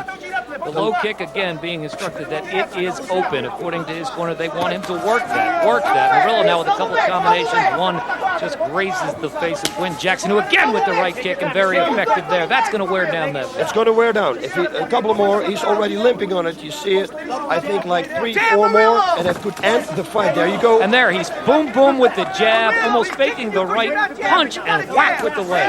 Excellent combination. Exactly what he should do. If he's close by, go for the body and a right low kick right now. There's a straight hand by Murillo trying to get in. Another right kick by Rampage. You see Murillo already starts limping now. Oh, those got hurt. They hurt, trust me. You know, also because Murillo is leaning on his back leg, so his front leg, the muscles are not tense, so they don't catch the real kick. So they're really penetrating right now. Not able to get to tighten up, if you will, to take the blow. And there's a combination left, right, but again, nothing real effective there by Rampage. Another attempted kick. Yeah, but the thing is, a low kick you should set up. Exactly what his corner's talking about here. Or a left jab. His most effective one of this round was set up with 2 left jabs, then the fake right punch that came into the left kick, and it obviously was effective. You can hear it down here. There's a little combination to the head of Quinton Jackson by Murillo now, who's showing his box up, showing his stand-up skills here. And there's a combination. We got 1 minute left. Ooh, and that was one hard low kick. Full with the shin. Ooh, and knee good again. knee right there. Yeah, there's the missed. There the knees coming from here. Punch again, and Murillo is able to take it down. That's where he wants to be again. Minute less than in this round 2. He's crawling a real high guard up, and he opens it up. That means he's going for something. He knows he has only about 45 seconds left, so he's got to do something. He cannot let this opportunity go by.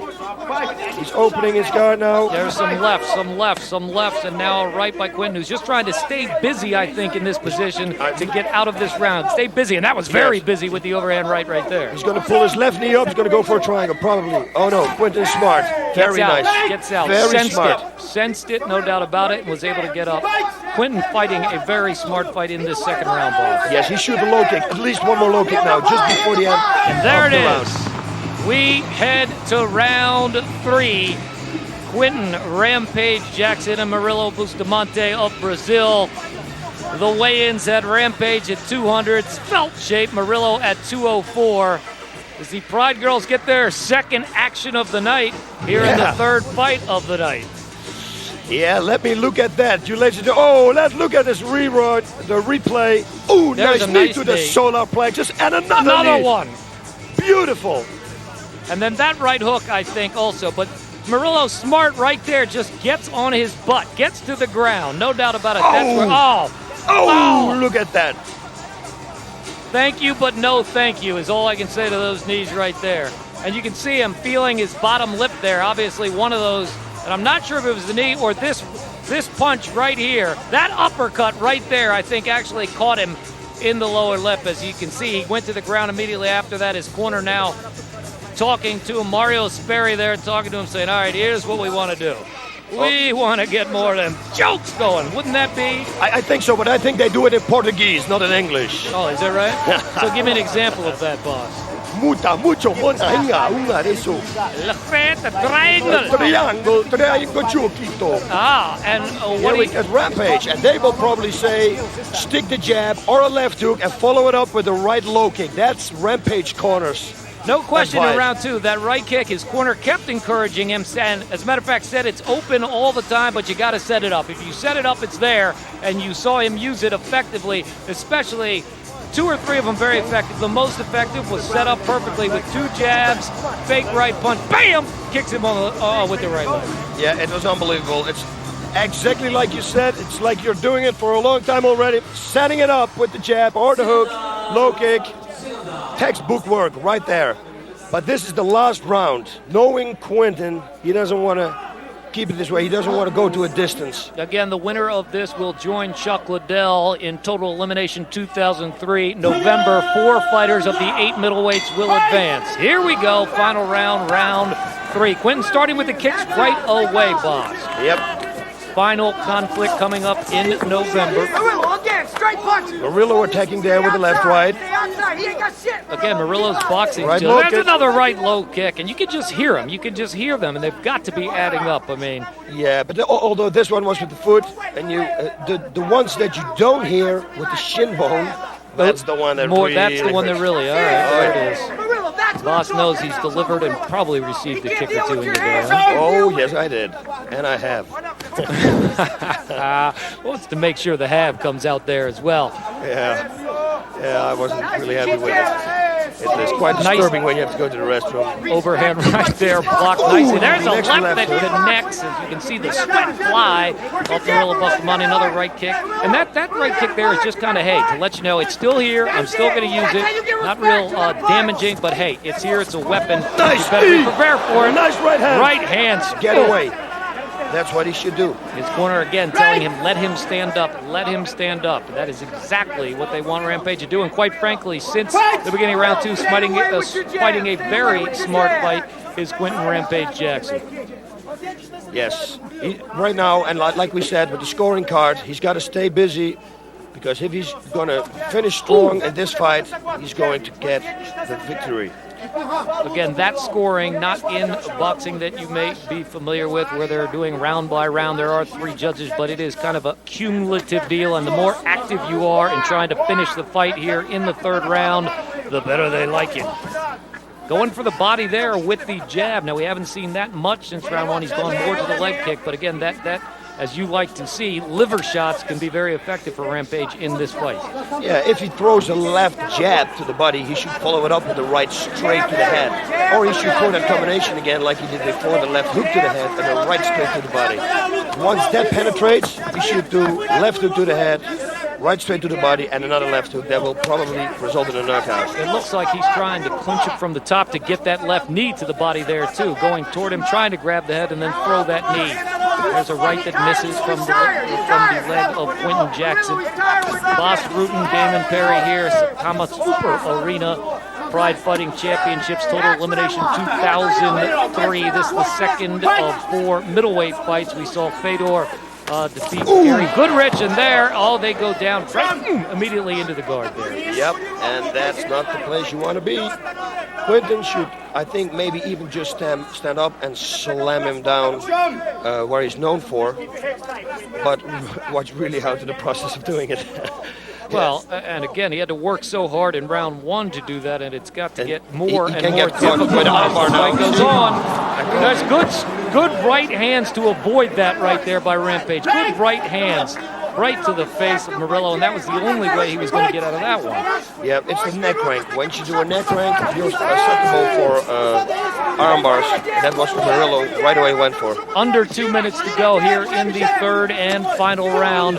Murillo grabbing the right leg of Quinton Jackson, and they are back in Murillo's favorite spot. Jackson now with the hammer and now with the left to the face here. Got to stay active. He's been able to get out of this when he stays active with those punches. Yep, he has to start working. Body shots, head shots, throw it all out. Murillo looks like he wants to pull his left leg underneath the armpit of Quinton and then go for a triangle choke. It seems to be his favorite move in this fight. It looks like he can't pass it at this moment. It's very dangerous for Quinton to have your right arm that close to the body of Murillo. 1 minute left. 1 minute to go in the final round. We'll see him get active now as Rampage is throwing right hands, still in the guard of Murillo Bustamante. There's a right that connects to the face. Got to be active right now. Yes, the one who's going to finish this fight the strongest is going to be the victor. There's a right to the face there, following a right to the body. That connected well. He should keep working, going as hard as he can. Going for a neck crank again, but again, Murillo now is going to slip it underneath his left knee. Under 30 seconds to go, boss. Under 30 to go. This will be the first fight of the night that goes the distance, and it's a tight one, no question about it, but Rampage just staying busy now. There's a forearm to the body, another one right under the armpit of Murillo Bustamante. And again, those body shots all day, as long as you're down there and able to throw. That also a sign a little bit, I think, of fatigue from Bustamante, as there's the bell, and the fight is over. And now Rampage picking him up as though he were going to do the Rampage slam. A little bit late for that, but obviously all in good-natured fun as the two fighters showing a tremendous amount of respect for each other here. This the first fight, and then there's Ricardo Arono going out to give his teammate and friend and inspiration, quite frankly, he talked about yesterday as we met with them, inspiration that he was able to do this fight, so he is picking up his friend, and obviously very pleased with the effort. Mario Sperry and company pleased with their fighter's effort. How do you see this one going out? It's obviously going to the judges. Yes, you know, in fights like this, I'm happy to not be a judge, but the commentator, so I stay away from everything. Thank you. Oh, you little, I don't want to say you lightweight, but what did you think? I mean, obviously, Rampage got into some trouble early, but then I thought he was so smart in rounds 2 and 3, and when he did get onto the ground, was active, and I think he'll get this decision. I think so too.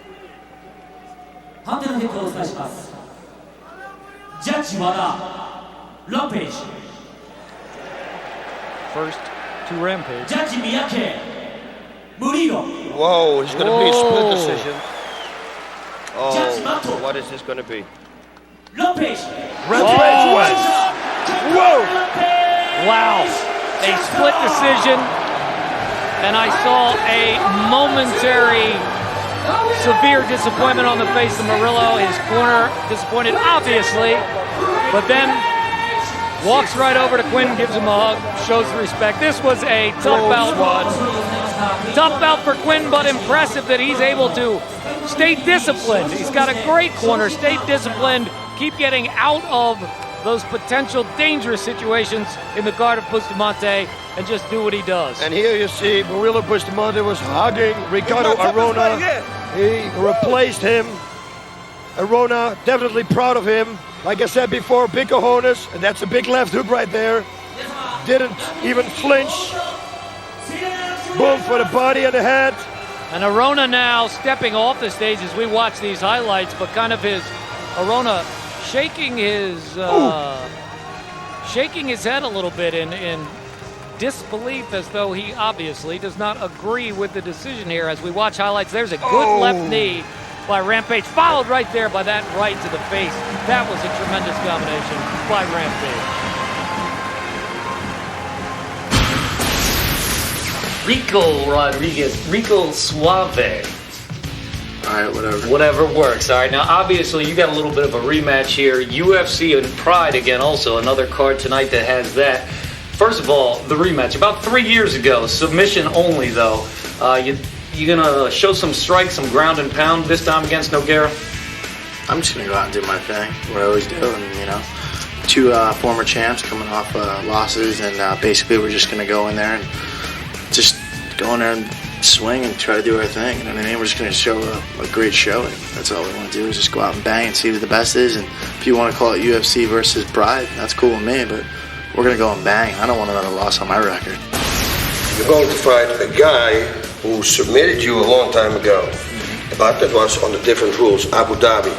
Do you think it's still possible that he can do that now? I don't think so. Now I'm training top team, I'm much better physical training, much better technical.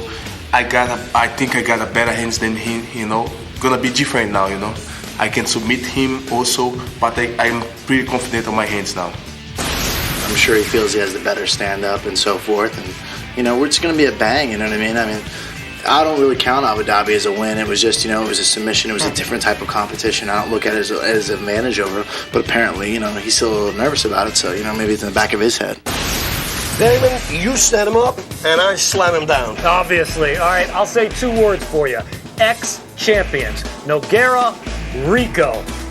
Ricco beat him 3 years ago. I think Nogueira is the sharper fighter now. Does Ricco have an opportunity to avoid the submission here, or is this fight going the distance? That's going to be a very difficult one to call. This could be a fight that will go the distance, but still, Nogueira had more fights in between than Ricco had. And that fight where he defeated Nogueira, that was a submission fighting only, was without punching. So that's a big difference right there. I really cannot take a call on this fight. I really can't. What I can do is take one more of Here's these. to the heavyweights. There you go. All right. Cheers.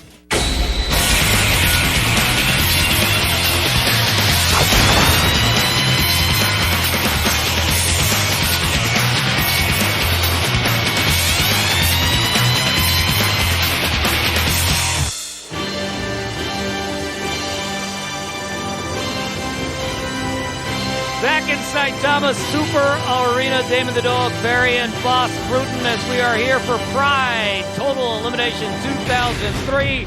We have seen 1 heavyweight bout, 2 middleweight bouts, and now it's time for the heavyweights one more time.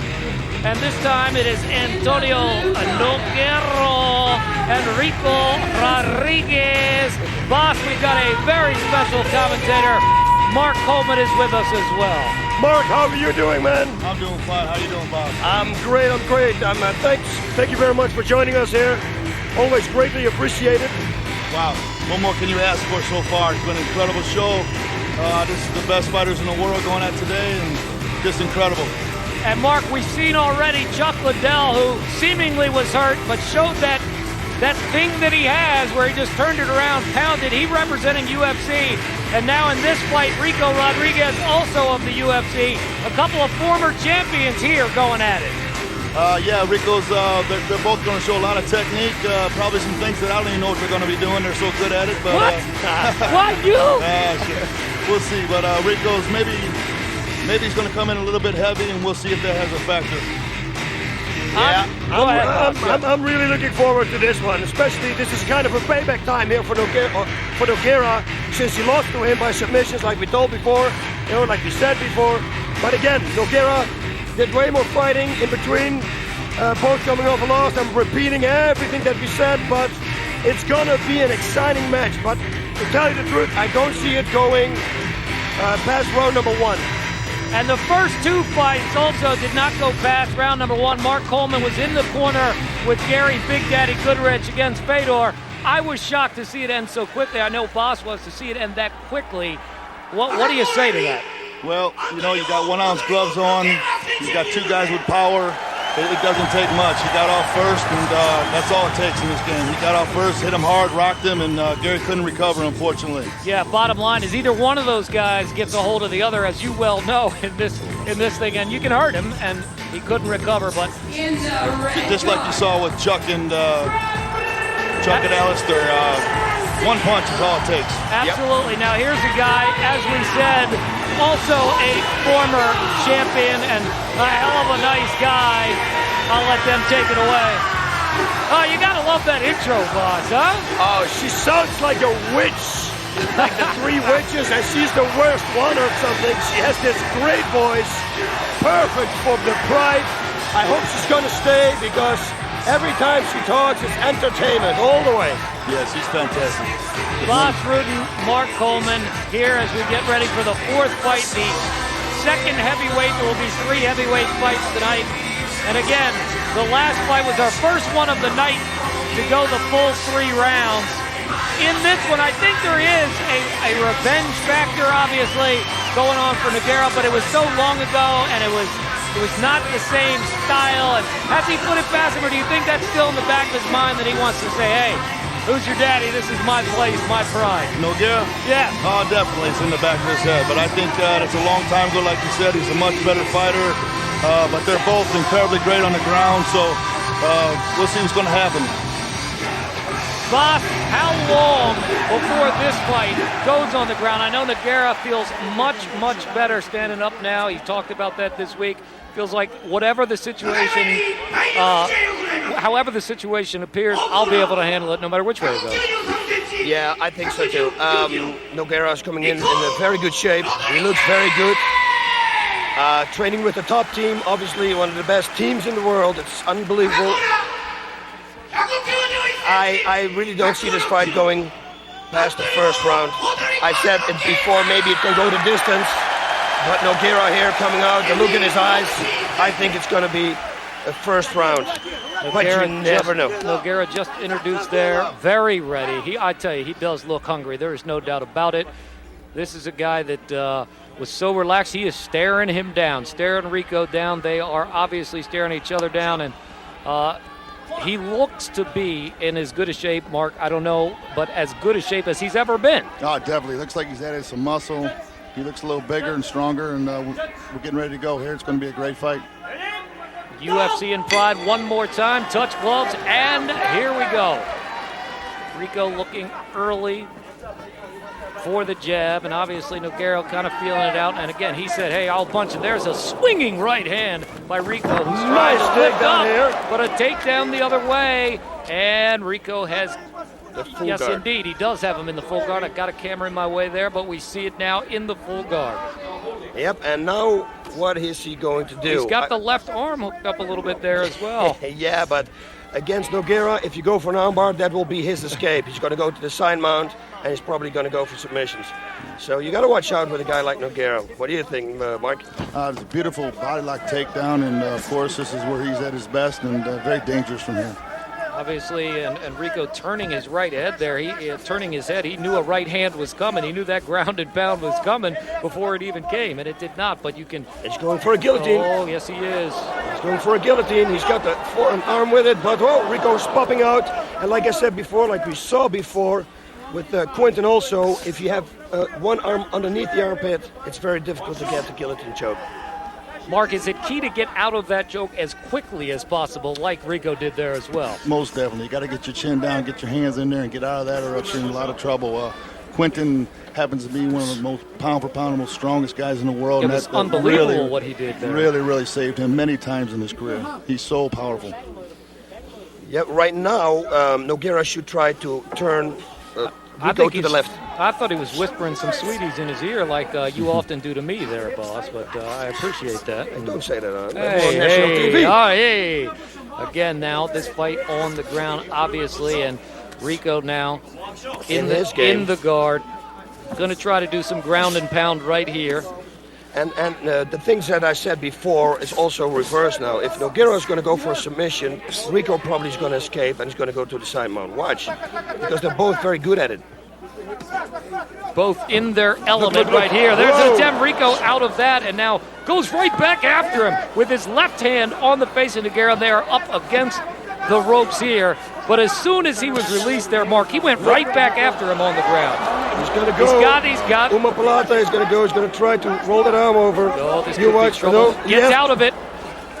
Ricco's very well versed on the ground. Yes. That's why I said, if you make a mistake, Ricco's going to go to side mount, and then he will go for submissions and even strikes.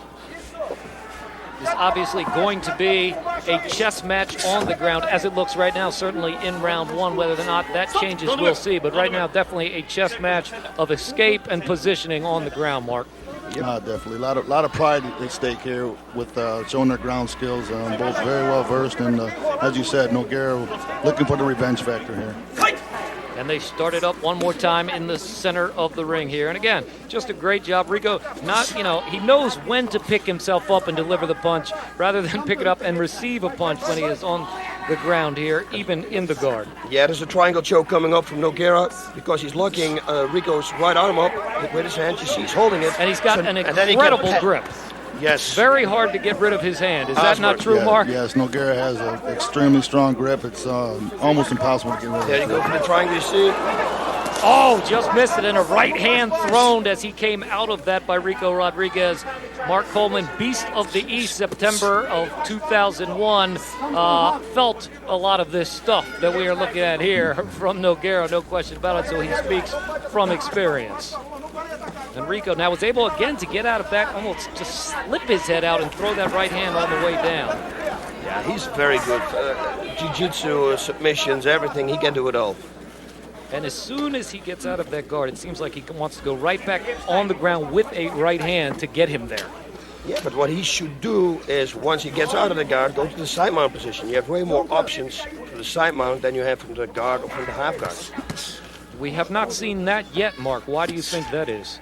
Because it's not easy to get half guard on Nogueira or side mount. Oh, yes. It's very difficult. Yep. Extremely quick also on the ground saying, no, not here. It is. Oh, no. And the chess match continues on the ground. Round one, fourth fight of the evening. Figure four coming up. Reverse figure four. What? No, Ricco knows. Pulling out. Oh, kick to the head. And again, watch when he pulls out here if he comes back with a right hand. Whoa, knees There's to a the couple head. of knees Very to the back nice. of the head. Absolutely. Very nice. And he's going to try to get in the position to throw some more. As you can see, Nogueira now raising his hands, able to flip over, but had his arm up ready to block any more knees coming. But definitely an effective knee by Ricco there. Yeah, he did a real good job. And now attempting, it looks like, to get what we were talking about a couple of minutes ago on the side in the side mount position. But as Mark Coleman talked about, that's not easy to get against this guy. No, definitely not. 5 minutes to go here in round one as the two heavyweights battle it out in what has been a tremendous chess match of the ground game so far. There's a good straight right hand from standing up on Nogueira, and now a left. Anybody have an advantage at this point, do you think, Mark Coleman? I think Ricco's winning the fight so far. He looks very confident, and he's picking up the pace, and he's able to defend everything Nogueira's trying so far. Yeah, I think if he keeps continuing like this, he could pull out a victory. It's probably not what I said in first round decision. Well, no, I mean, what you said was it wouldn't go past round 1, boss. Yes, if you want me to. Can I eat my words? Can I eat my words? Yeah, you want to eat them? We never know. We never know. It's Absolutely. Obviously, still more than 4 minutes about to go in this round. Anything can happen, and these guys can submit so quickly as well. One mistake, and boom, your arm, your leg, something can happen here. And you see Nogueira is constantly controlling the right arm of Ricco, non-stop holding the wrists, working all the time, skipping his hips out left and right. Both you guys can speak of this. I mean, how quickly Nogueira, from 1 minute he's blocking or trying to avoid and quickly countering, turning it into an offensive move where he is going for the submission. Yeah, Nogueira, but everybody knows. And as you can see, against a guy like Ricco, it doesn't work because he knows his game. Don't you think you watch tape on him? I would imagine. Yeah, so he's staying out of every dangerous situation. He's doing a perfect job right now. He can even try to stand up and push the knees to the side. Definitely looks like Ricco right now in control, at least, of his fight, fighting the way he wants this to go, Mark. Yes, he looks very comfortable out there, and hopefully if his stamina can stay up, maybe we'll see a lot more of this, but maybe in the second round we'll see some on the feet. Yep. Oops. 3 minutes left. You see, every submission attempt that Nogueira tries is blocked. And you heard the Ricco call. Rodriguez. Under 3 minutes now to go in the first round. Again, the first 10 minutes, then 2 5-minute rounds afterward, if indeed it does go that far. Nogueira throwing a couple of right hands to the head there as he remains in the closed guard. And now they're going to restart this in the center of the ring. Was that a good one there, obvious? Yeah, I don't know. I think they should restart it on the feet because now they've both been attacking and not effectively. Both of them, they should restart it on the feet, but they don't do it. No, but again, I think they should have. They go to the closed guard. Mark? I would also like to see him restart on the feet more often than bring him back to the center like this. And again, they start on the ground. Rodriguez throwing the right, now the left. A couple of those getting into the face of Nogueira here. So some of those punches are effective. They may not seem like they're big blows, but obviously they add up. Yeah, but there was a big right swing there from Ricco. It missed, but you don't want to have it land on your head. And again, it appears Ricco trying to get this up in the air, indeed, get it to stand, and he has done at least half the battle there. And indeed, the referee will stand both fighters up, and the crowd applauding that. We'll see who is most effective from this position. And there look at that flying knee! Flying knee by Ricco, and this is where he wanted to be. And a right straight that connected as well. He seems more and more confident as this round goes. Just letting you know the left leg kick is there as well. Nogueira attempting a couple of hooks, left hand then right hand. Ricco looks like he's in his element, Mark, standing up here. He's doing a great job. So far, he's conditioning doesn't seem to be a factor. Looks like he's in good shape, and he's controlling this fight, if you ask me. No question about that, at least from what it looks like here in round 1. And he does seem to be, ready to go. He is just absolutely, it doesn't look fatigue at all as a factor, at least not so far, boss. No, everything looks really good for him. It was a good thing what he did. He shot for a There's takedown. A jab that connects. Shot for that takedown. Shot for the takedown. Nogueira blocked the takedown, and then Ricco gave him a right straight, which was a very smart thing to do. This was like 20 seconds ago. What's going to happen? There we go. That's a good combination right there. Ricco should really watch out with the boxing. Ricco now, again, staying at a distance where he can't get hit by the straight jab and just looking for his opportunity to throw that combo. And there's a left kick to the body, partially blocked, though, I think there. And a flying knee that just does not connect. They clinch now, and the danger, the left knee to the body, a right hook to the body, and a takedown by Ricco Rodriguez. Wow, very nice. He's winning this round now for sure. Very nice takedown. Little inside trip, beautiful. And he Great did technique. it with combinations to lead him there with the knee, with the hook, and then was able to take him right down to the ground in control, doing everything he wants to do here. Looks fantastic. Triangle choke. Oh. Able to basically push it off there. Yep, like it's nothing. Looks very comfortable. Very comfortable. There is round 1. What a round. Beautiful round for Ricco Rodriguez. And he looks very comfortable heading back to his corner, not breathing extremely hard or fatigued at this point. Mark, you talked about it throughout that round. Nogueira looks fine as well, and we all know he's a top-conditioned fighter, but it seemed like Ricco had things going the way he wanted them to there. I'm very impressed with Ricco at this point. Stand up and on the ground. He's very comfortable, very confident. And, I spoke to him before the fight, and he said he was going to be confident in win this fight. Here we see that guillotine from the front, but again, it's caught with the arm, and then you can pull out. He snaps his head right out, able to get out of it with not... Here we go to triangle. He pulls it out like it's nothing. Stands up again, goes down with that right hand, too, as soon as he's coming out of it. Yeah, he is so confident. He knows he cannot be caught with it. Well, if round one of this second heavyweight bout of the night is any indication, again, fatigue can be a factor, but it's looking more like after that round that this is a fight that goes all 3 rounds. Yes, I think so too.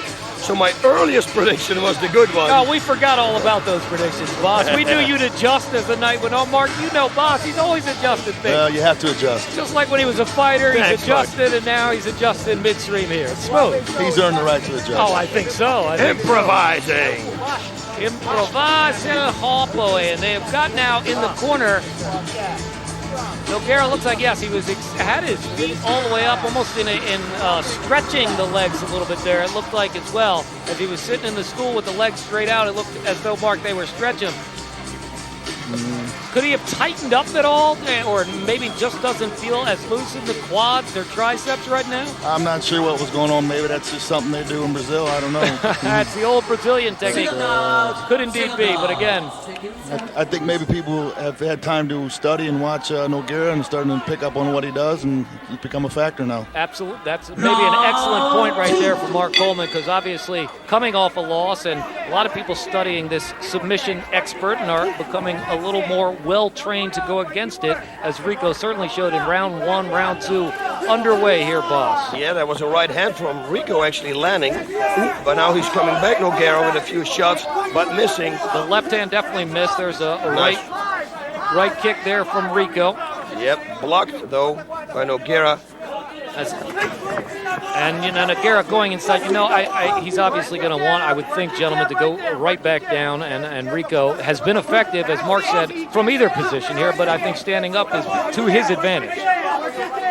Ricco just looks very comfortable, very confident. He's not breathing hard. His conditioning is very impressive at this point, especially for what he weighs. It's impressive to be that big and still be in this good shape. Ricco weighed in at 263 pounds as he attempts a right knee there, another one there in the clinch, and Antônio weighed in at 234.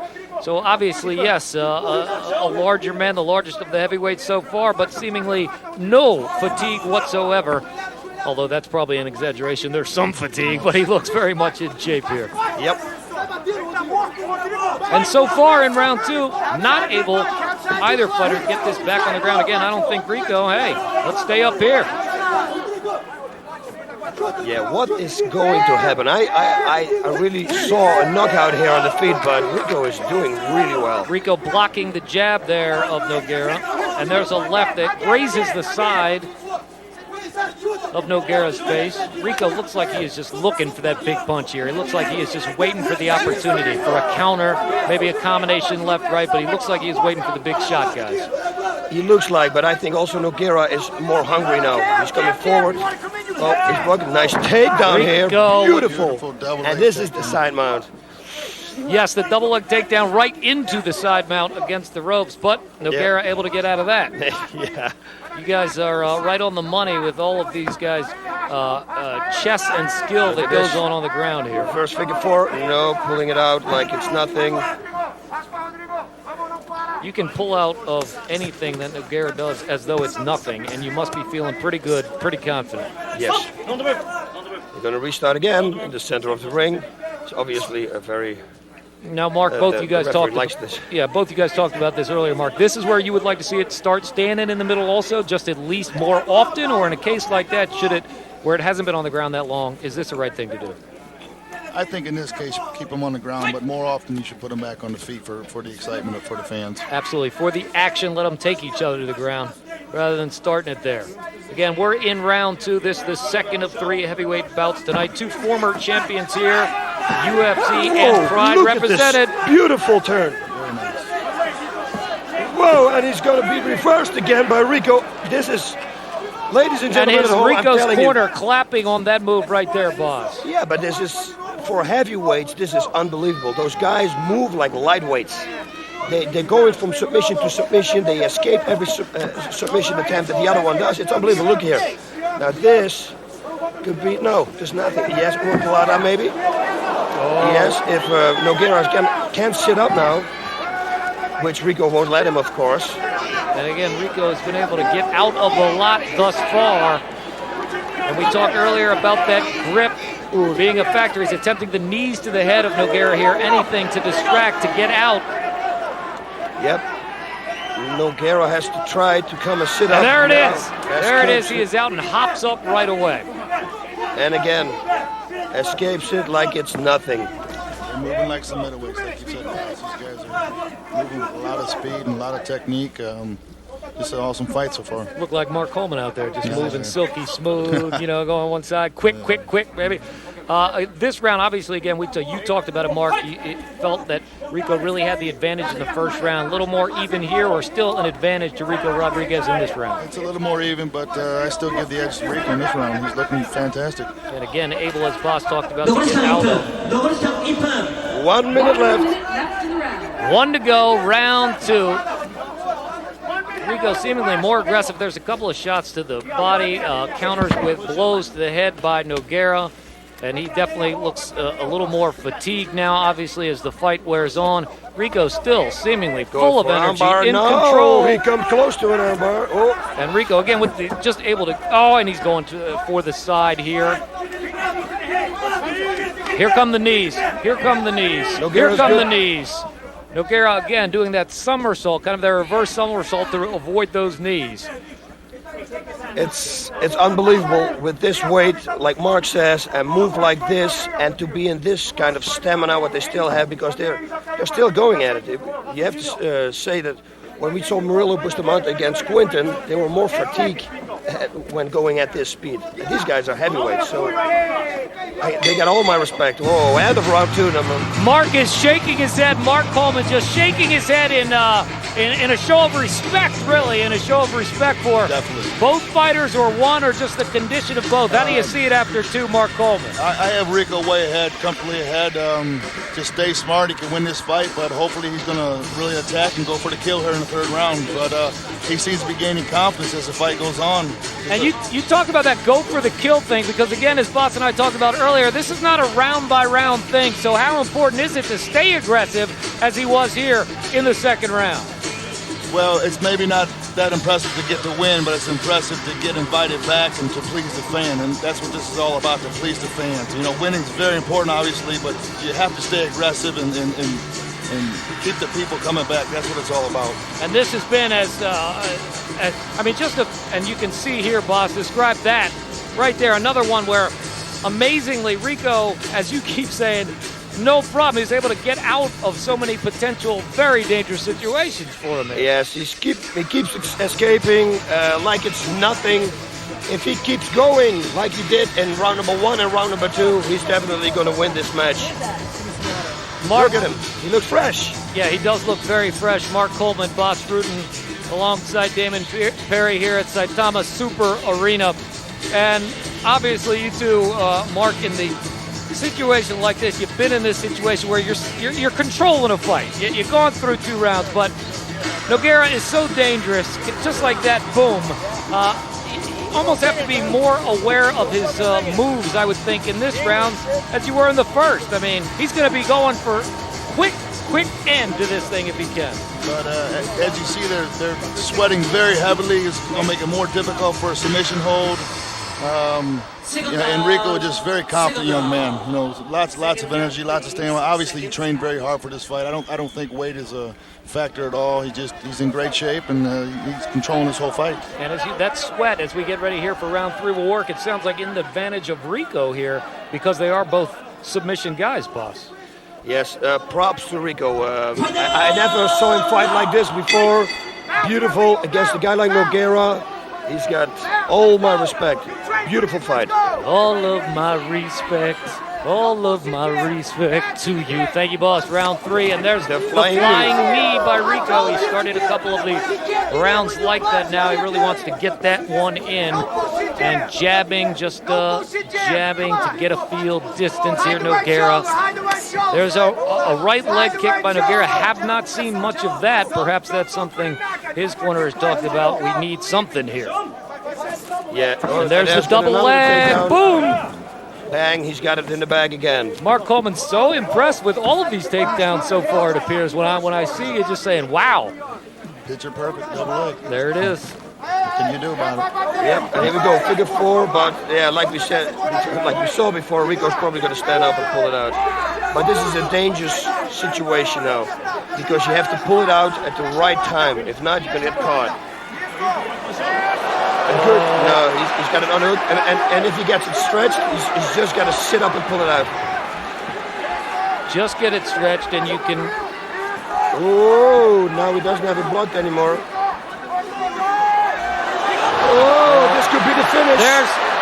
This could be the finish. No, it's not. No, he's able to turn over, boom, get out. Whoa. Maybe this time not like it's nothing, but a great job getting out, appreciated by the fans here as well. He's blowing me away right now. He is a counter for everything. Yep. Look at this. He's in the better position. Now the hammer to the head. No, the hammer is sitting next to us. True enough. Alistair's the hammer. Yeah. Well, he's the demolition man with the big hammer. If I had a hammer. Well, he got hammered tonight. All right, anyway, enough of the hammers. Armbar coming up. Oh, almost. But Ricco feels everything coming. And Ricco staying active. And as long as he, as long as he can stay active and avoid any more of the danger there, he's pretty much controlled, according to Mark and Boss, this thing throughout. Yep. Nogueira starts hitting now. He knows he has to do something. He knows that he has to catch him with something, because otherwise he's going to lose the fight. Mark, at this point, is there any reason for Ricco to even stand back up, or is he doing well enough here? No, if I were him, I would stay here, but hopefully he can stay busy and keep scoring points and keep the fight going. He maybe have a tendency to ride out the clock a little bit here, but he's a young kid, so you got to stay busy for the fans. Entertainment. Entertainment indeed, and it has been entertainment all night long, including here. And this would be a huge UFC pride thing again as well. 3 minutes to go, as you can hear Ricco's corner letting him know about the time. And I would think, Mark, at this point, there is no more fatigue. It's all about, hey, I'm this close. Definitely. Fatigue is not a fatigue. Triangle choke. Triangle attempt. He gets out. He's getting out. And another attempt. Whoa. Oh, that one would look dangerous. It was closer. But he is relaxed and he continues to get out. And you know, with under 3 minutes, that triangle attempt is going to keep on coming. And this may be where he wants to get up to avoid that. But as Mark said, hey, he looks good down there too. I think he's very comfortable down here. I don't see a submission hold coming anytime soon. No, me neither. He gave that 2 right straights to the head. Staying busy with shots to the body there. And although they're not knockout punches, they score up, they add up. You know, he's working. 1 more minute left. Now Nogueira really needs to do something. Yep, he's going to go after everything he can here. Ricco Rodriguez, 263 weighed in control of this fight throughout.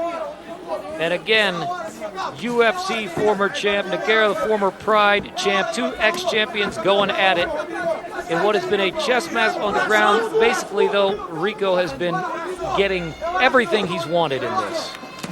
Yep, he got the takedowns, he got the reversals, he's got all the escapes, he had the attempts.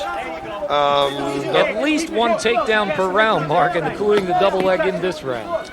Yes, he looked very good on his feet also with some big right hands and some good flying knees. Just overall very impressed with Ricco Rodriguez. That is Mark Coleman, Boss Bruton, as well, as we are nearing, and there's a knee, a couple of knees, a hard left and a soft right knee, and that is it right there. And if Ricco kissing his gloves, raising his fists, he feels very confident, Mark. Yep. There's just no way, boss Mark, that this could go any other way as Mark gives the thumbs up. And Ricco, a determined fighter. I would think he's got this in a unanimous, but stranger things have happened, gentlemen. I would say unanimous, no doubt about it. Yes, boss. Unanimous decision. He went here for a submission, but the way Ricco got out of this reverse figure four from the guard, it's just amazing. Every submission attempt he got out, he won this whole fight. Well, Mark, you talked about this early. Perhaps people have been watching film or studying this guy's fights where maybe those submissions, I mean, you know, Antônio was a threat every time. That was becoming his trademark, but these are just moves that we can work on if we study this guy. How much of a factor is that? Yeah, I think so, but you're talking about Ricco Rodriguez, who's he's a black belt himself, and he's a different breed. But also other people are learning Nogueira's game. So we go to the judges here.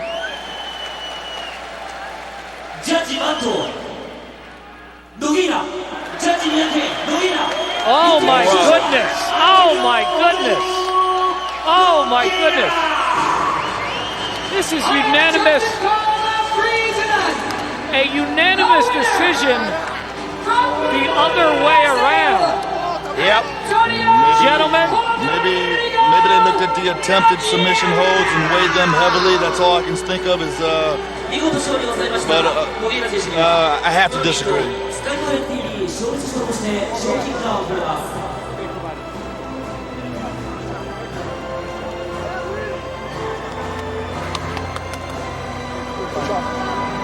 A very, well, not even disappointed as much as befuddled corner of Ricco Rodriguez in disbelief and astonishment here.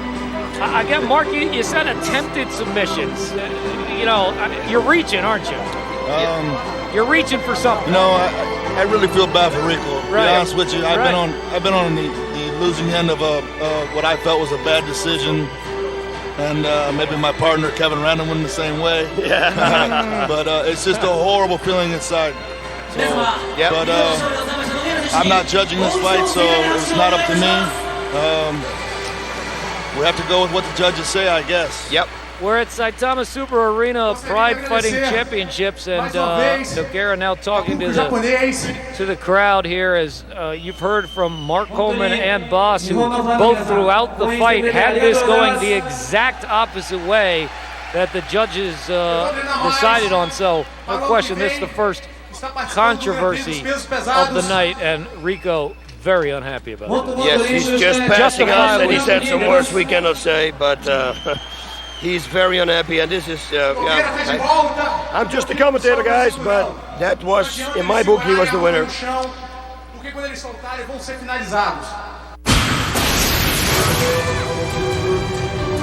Whoa, and look at these fighters here. Back in Saitama Super Arena, David the Dog Perry, Boss Rutan, as you can see, fighters on stage, and very special because they are all going to be at Pride Bushido. Talk a little bit about that, Boss. Yes, there's going to be a new show, Pride Bushido, and as you can see, all these guys here, they're not that heavy, and that's right, it's all middleweights and lightweights. He just got slammed here by Inoki. Inoki, the legend. The legend in pro wrestling. And he has got all the fighters again. And that will be coming up a little bit later on down the road here. Pride to Bushido, middle and lightweight fighters having a little fun on the stage as we are inside the Saitama Super Arena. And we have got 3 more bouts to go. Ricco is out watching these. Bushido. What is he having fun with him now. He's going to slap somebody. He's going to do the slap, baby. The mid slap. For those that aren't familiar, this is his. He's going to slap them all, baby. Hey, listen, I was on the receiving end. He's going to slap them all. I guess this is their initiation here. Fujita is entering the ring. He's going to grab the microphone. Now let's hear what he has to say. This the halftime, if you will, here of the Pride Championships Total Elimination 2003 here at Saitama Super Arena in Saitama, Japan. And Bushido will be right here, boss, in this arena. Yes. And Bushido stands for everything that the samurai was standing for. It's for honor, valor. It's really more about the spirit and the soul of Yes. the fighter, the samurai, that whole deal. But also the martial arts. Let's not forget the martial arts, of course. We see in the ring more people.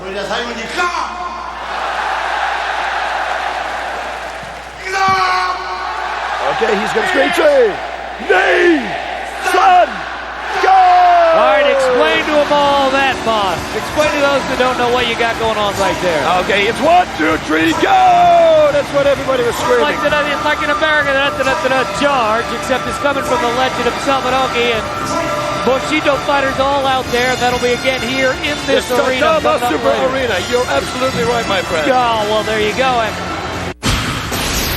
here in the dressing room with Mirko Krokop, the Croatian sensation. Look at this here.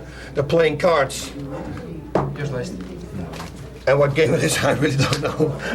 Mirko, how are you doing, man? I'm fine. Just a second, he's trying to cheat me. 17, 28, 32, 42, Oh my God, don't cheat him, man, don't cheat him, no fight. He lost? I lost. Okay, but this is a game of cards, so don't worry about it. Predictions tonight? Well, Igor is an opponent that I mustn't underestimate, so I will give my best, but honestly I expect to win, of course. Okay, here we go. Get some room here. Clear it out, boss. Yes. Clear it out. Okay, Igor Vovchanchyn is going to face Krokop. Now, Krokop is coming in pride, and he's devastating. Until now, he beat every single fighter, so it's going to be very difficult for Igor to beat him because he's got that overhand right, the left hook, like I said, the liver kick. I think that Krokop is going to capitalize on that. What is your prediction? Oh, you want a prediction? I'll tell you this. Krokop is so quick and got great sprawl. You can't take him down. This fight's easy for Krokop. He delivers the blow to Igor, baby. Okay. Down goes the former killer. Ooh, and down goes the next one. Man, another one? Oh, yeah.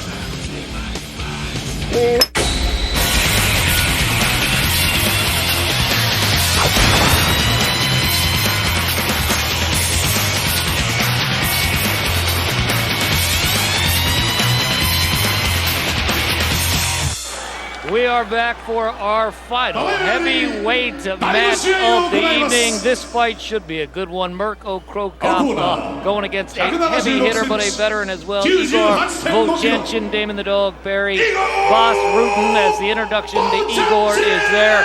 Boss, this is our final heavyweight. Mirko is taking pride on by storm. Total Elimination 2003. What do you think tonight? Does that storm continue, baby? Yep, we talked about it before. I think it will, because he's phenomenal on his feet and he's phenomenal on the ground. He has the reach advantage. Igor has the ice-cold look in his eyes, though. He does indeed. He does indeed, but he had to change his game plan. Like I said before, he's very predictable, but he's been away for a little while. So God knows he worked on some different weapons, and that's exactly what he's going to need against a guy like Mirko Krokop. They shake hands. Krokop wearing the black trunks with the checkered red and white. Igor wearing the all black trunks. Krokop extremely fast and difficult to take down. I did talk to Mark Coleman about how to take him down, and I'll let you know what he said later on in this broadcast as round one is underway. Again, Krokop, the southpaw with the black trunks, red and white checkerboard, kind of just taking his time. Very confident, almost arrogant fighter as he attempts his first kick there. Yeah, he's just waiting. They're very, they know that they both have knockout power in their hands. There's the kicks. K1 special high kick and miss there. Yep, you see, Igor is just testing the distance, see how far he can go, what distance he has to stand to avoid all the punches and kicks. And Mirko is exactly doing the same thing, which is a very smart thing to do in the beginning of the fight, of course. And again, he is, there's a right hook that misses. Crow Cop grabbing him, almost taking him down there, but unable to do so. Igor with some strength of his own, but as you can see, Crow Cop extremely fast, avoiding those punches. Excellent on takedown defense if it comes to that with his sprawling ability. There's a right kick. A right high kick, which I never saw. Igor, as you said, changing the game a little bit. Yes, maybe it was meant to the body, but Mirko, it traveled up. Yeah, it traveled up. And there's another high kick right there, so that is in there. Oh, yes, he changed his game plan. He knew it. And he also was throwing a double jab, which he didn't do before. Left jab by Mirko, caught slightly by the face of Igor, but no damage done. A left, another left, some blood. Oh, high kick, and down goes Igor. He is out. Down goes Igor. Oh, my God. With a left high kick, and then a left hand to the head. And he was already bleeding, was Igor. He was out before he got to the ground. This man is taking over. He is taking over the heavyweight division. I told you he could be the pride heavyweight 1 minute, 29 seconds. He is taking over. Oh my God, this guy is so scary. It's, I'm telling you, this is going to be the next pride heavyweight champion. That's my prediction. And when I talked to Mark Coleman, he was bleeding before that kick. He was bleeding right before that high kick. I saw the blood. And then look, they're bringing out a stretcher. Igor is still out on the ring's floor. I hope he's okay.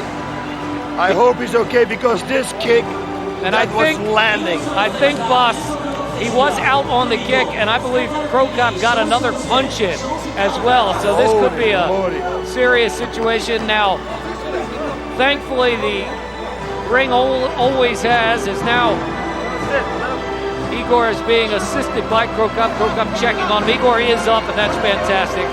That is fantastic that he's Crow up. Cop says, here, give me that trophy. That's mine. Still a little dazed. You can see the cut over his left eye being attended to. There are always 6 doctors on site. Less serious injuries in this sport than there are in pro football, than there are in boxing. But that certainly was a scary moment, but Igor looks good. And what a devastating combination of kick and punch by Igor, or rather by Crow Cop on Igor. Unbelievable. Yep, that high kick, first one missed. The second was definitely It did not miss, ahead. baby. It did not. That's like, he's going to talk to the crowd now, but 1 minute, 29 seconds. He did not miss. And he is obviously already a big favorite here with the Japan Open. And I hope next fight will be title fight against the champion, Emelianenko Fedor. Thank you. Whoa, he's calling Emelianenko Fedor out. Calling Here we him got him. out. Here we see Emelianenko. Fedor saying, no worries, no worries, no worries. But that's great to see. Calling him out. The challenge has been done. Oh, now his corner's talking to him. What else you want to say? Talk some more smack, baby. Go out there and talk some smack. Call out a couple more fighters. Call out some more, but he's obviously... Oh, he's teaching him Japanese because Miro, that's the guy in the black t-shirt, lives in Japan, grew up in Australia, but officially is from Croatia. I'm sorry, can you go over that again? Let me look into my Hong Kong. Oh, look at this, look at this, here we go. There's the left. And now the kick comes, and it's going to be full. Bam! Right there. I mean, and watch this. No, he did pull up. He did pull up. The referee got in time before that extra punch came in. He's hurt right there. There's another left that connects, and that kick absolutely devastating. Absolutely devastating. And you can see he was coming with a left hand. Thankfully, the referee got in. Yep, Yuji Shimada, he's the referee. Right and there. He did a very good job there. Because if that second one would have landed... Hey, come on, hey, wake up. You're obviously not from Holland, huh? Are you? He's wearing a gi. Yoshida against Tamura. What do you think about that fight? He's wearing a gi. That's absolutely right. That could be the whole key to victory. Because you got way more grip when you... wearing a gi. When you're wearing a gi.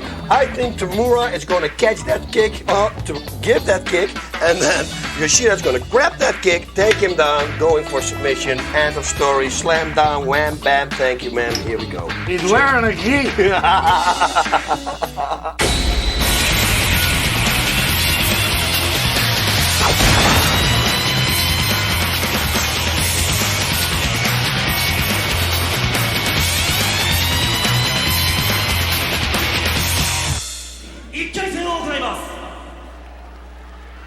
Yep, and he's got his belt taped, I can see here, so that means he's going to keep his gi on. Oh, good. So if I want to keep my gi on, I just tape the belt? Yeah, because you can't take it out now. The gi. Yeah. It is a taped gi. Taped gi belt. That's the technical term, ladies and gentlemen. Taped gi belt. Yeah, with the white tape.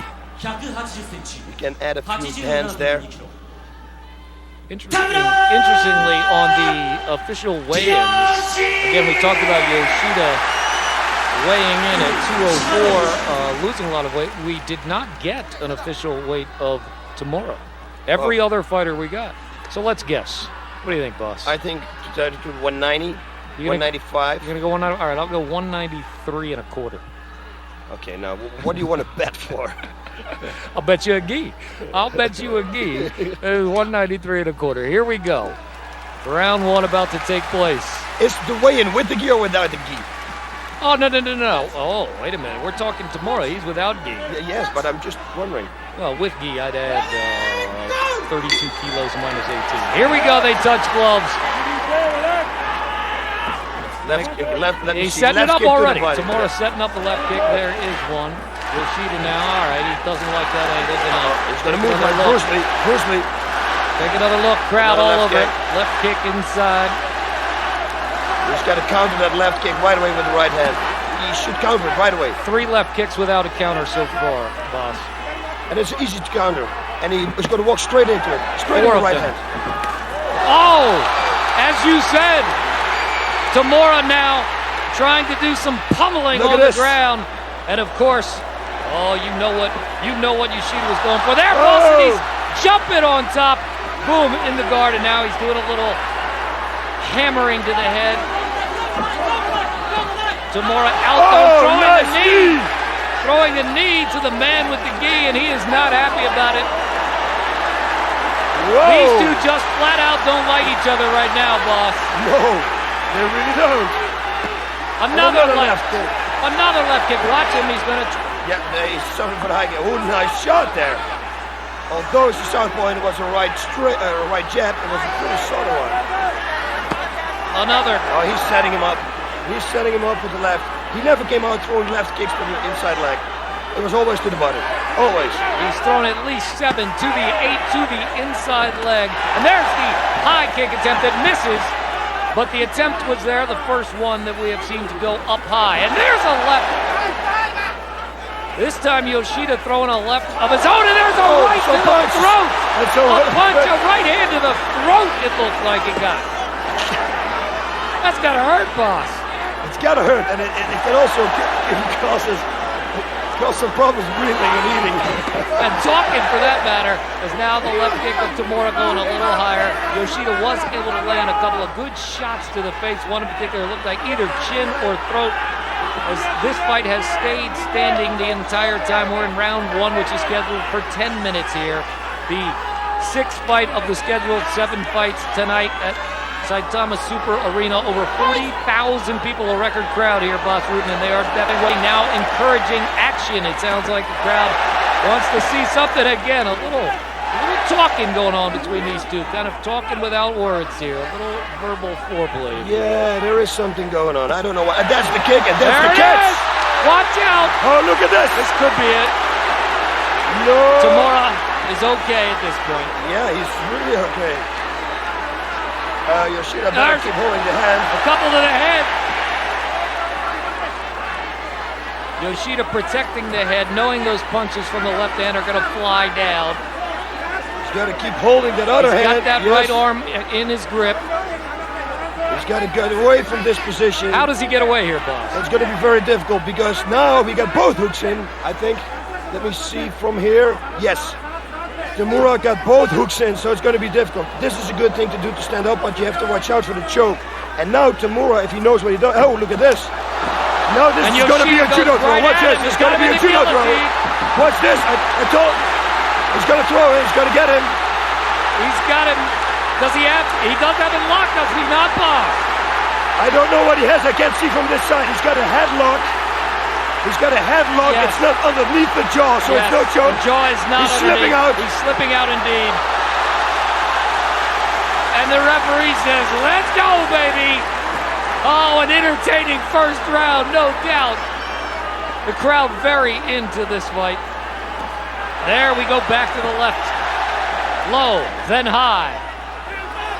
Just should throw a left straight to the head somewhere. Ooh, a right straight miss by Yoshida. There's a left hand attempted to go to the face of Yoshida. Yeah, Yoshida reaching for his nose. Maybe just a little annoyed, man. Maybe you want to do a Bruce Lee thing, you know, wipe the nose. Is that what it is? I don't know. Up, left kick again. Those gonna hurt. Trust me. Finally, he misses one. And he better let him miss. Another left straight to the face. Uppercut, swing, and miss by Yoshida. He's trying to go with the right. There's a right hook and lands. Counter with the left again, the left leg. He's going to be thrown now. Watch this. He's going to get a judo throw for sure. Yoshida is very good at this. There you go. A left knee also. I told you. And now the gi is a factor. Although 5 minutes to go in this round. It's a choke, the gi choke. He's got it. You can see it. He's got a gi choke. That's I told you. The gi can work against you. He choked him with the gi. I told you.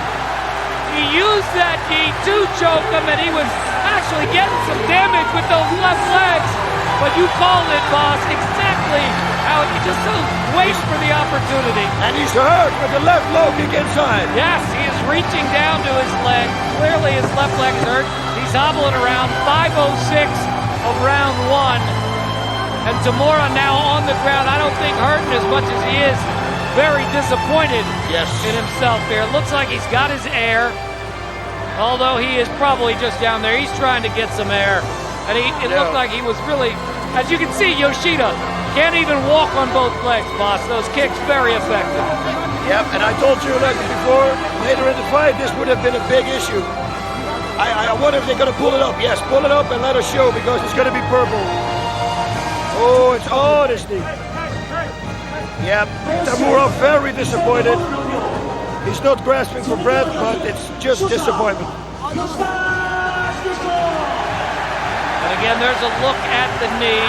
Can't quite see, but I'm sure he can feel the black and blue of that baby. And that just shows you how effective Tamura's left. That's a weapon, baby. That's flat out a weapon. You said he needs to add something. Well, tonight he really didn't, but it was very effective. And it's a good thing that Yoshida's got till November to get well, because his leg is hurting, baby. His left leg did some damage. Here's an example. Here we go. Boom, the left hand. Left and hand what did I knocked say? him down. Left straight. He should use the left straight more. And that was the start. But not from the beginning. And that's the punch that had him reaching for his nose a little bit later. Ooh. There it is one more time. Now, Tamura right there. Could he have done something differently to follow that punch? He should have stood up right away and start kicking. Jumping up, kicking on the head. Look, and now we go for the judo throw, like I said. He's going to be thrown. There he goes. He wraps his arm around his neck. And watch this, he's going to grab his own gi now. Ah, yes, see, there it is, right it. there. He grabs the And right sleeve of his gi with the left hand for the choke, and it's all she wrote. That's it. It's all He's she wearing wrote. a gi. And the gi. Row, you Boss, know, boss. yes, he crossed the street. We have the fight of the night, perhaps, to find out who the final fighter will be to go to November's final conflict. And we couldn't ask for a better matchup. The third time these guys will meet, of course, the legend Sakuraba against the axe murderer Wanderlei Silva. Now, in their last fight, fight number 2, I'll tell you what, Sakuraba, until he got that shoulder hurt, it was his type of fight. And that obviously is what he's going for today. You hit the point right there. He was going into the Sakuraba mode again. He was doing the crazy jumps. He was taking control over the fight. Only that throw finished the fight. But can that happen again? Sakuraba is not crazy. If Wanderlei Silva comes in and he underestimates a little bit this fight could end in a submission by Sakuraba. But then again, if Sakuraba does not win this fight, is he going to retire? Because that's what everyone wants to know. Is this his last fight, win or lose, or only if he loses? I think that if he's going to be KO'd, then I would suggest not to fight anymore, because then he has too many. I mean, you want to still be sober and drink and normal and talk normal, because sometimes you talk like this. Well, you know, you don't want to do it. So anyway, I think this fight is going to be the fight of the night. We had some good fights. Oh, tremendous night, and this is the perfect way to end it, no doubt about it. Okay, you want to slam one more tee down? Let's do it to perhaps the best fight of the night, perhaps not, but to the best man, Boss Rutan, and his boat rowing abilities. All right. Maybe we can get a real tequila shot after this. Yeah, the tea is getting kind of warm. Disgusting.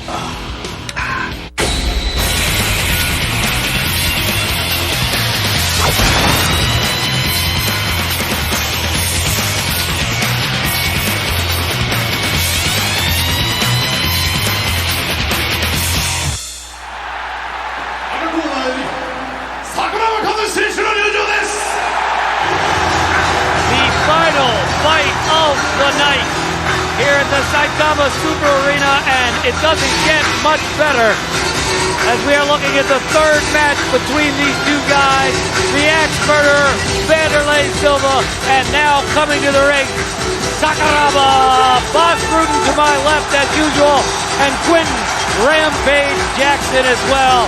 Thanks for joining us, Quentin. What's going on? Hey, no problem. I love it. Anytime. Boss, look at Sakuraba.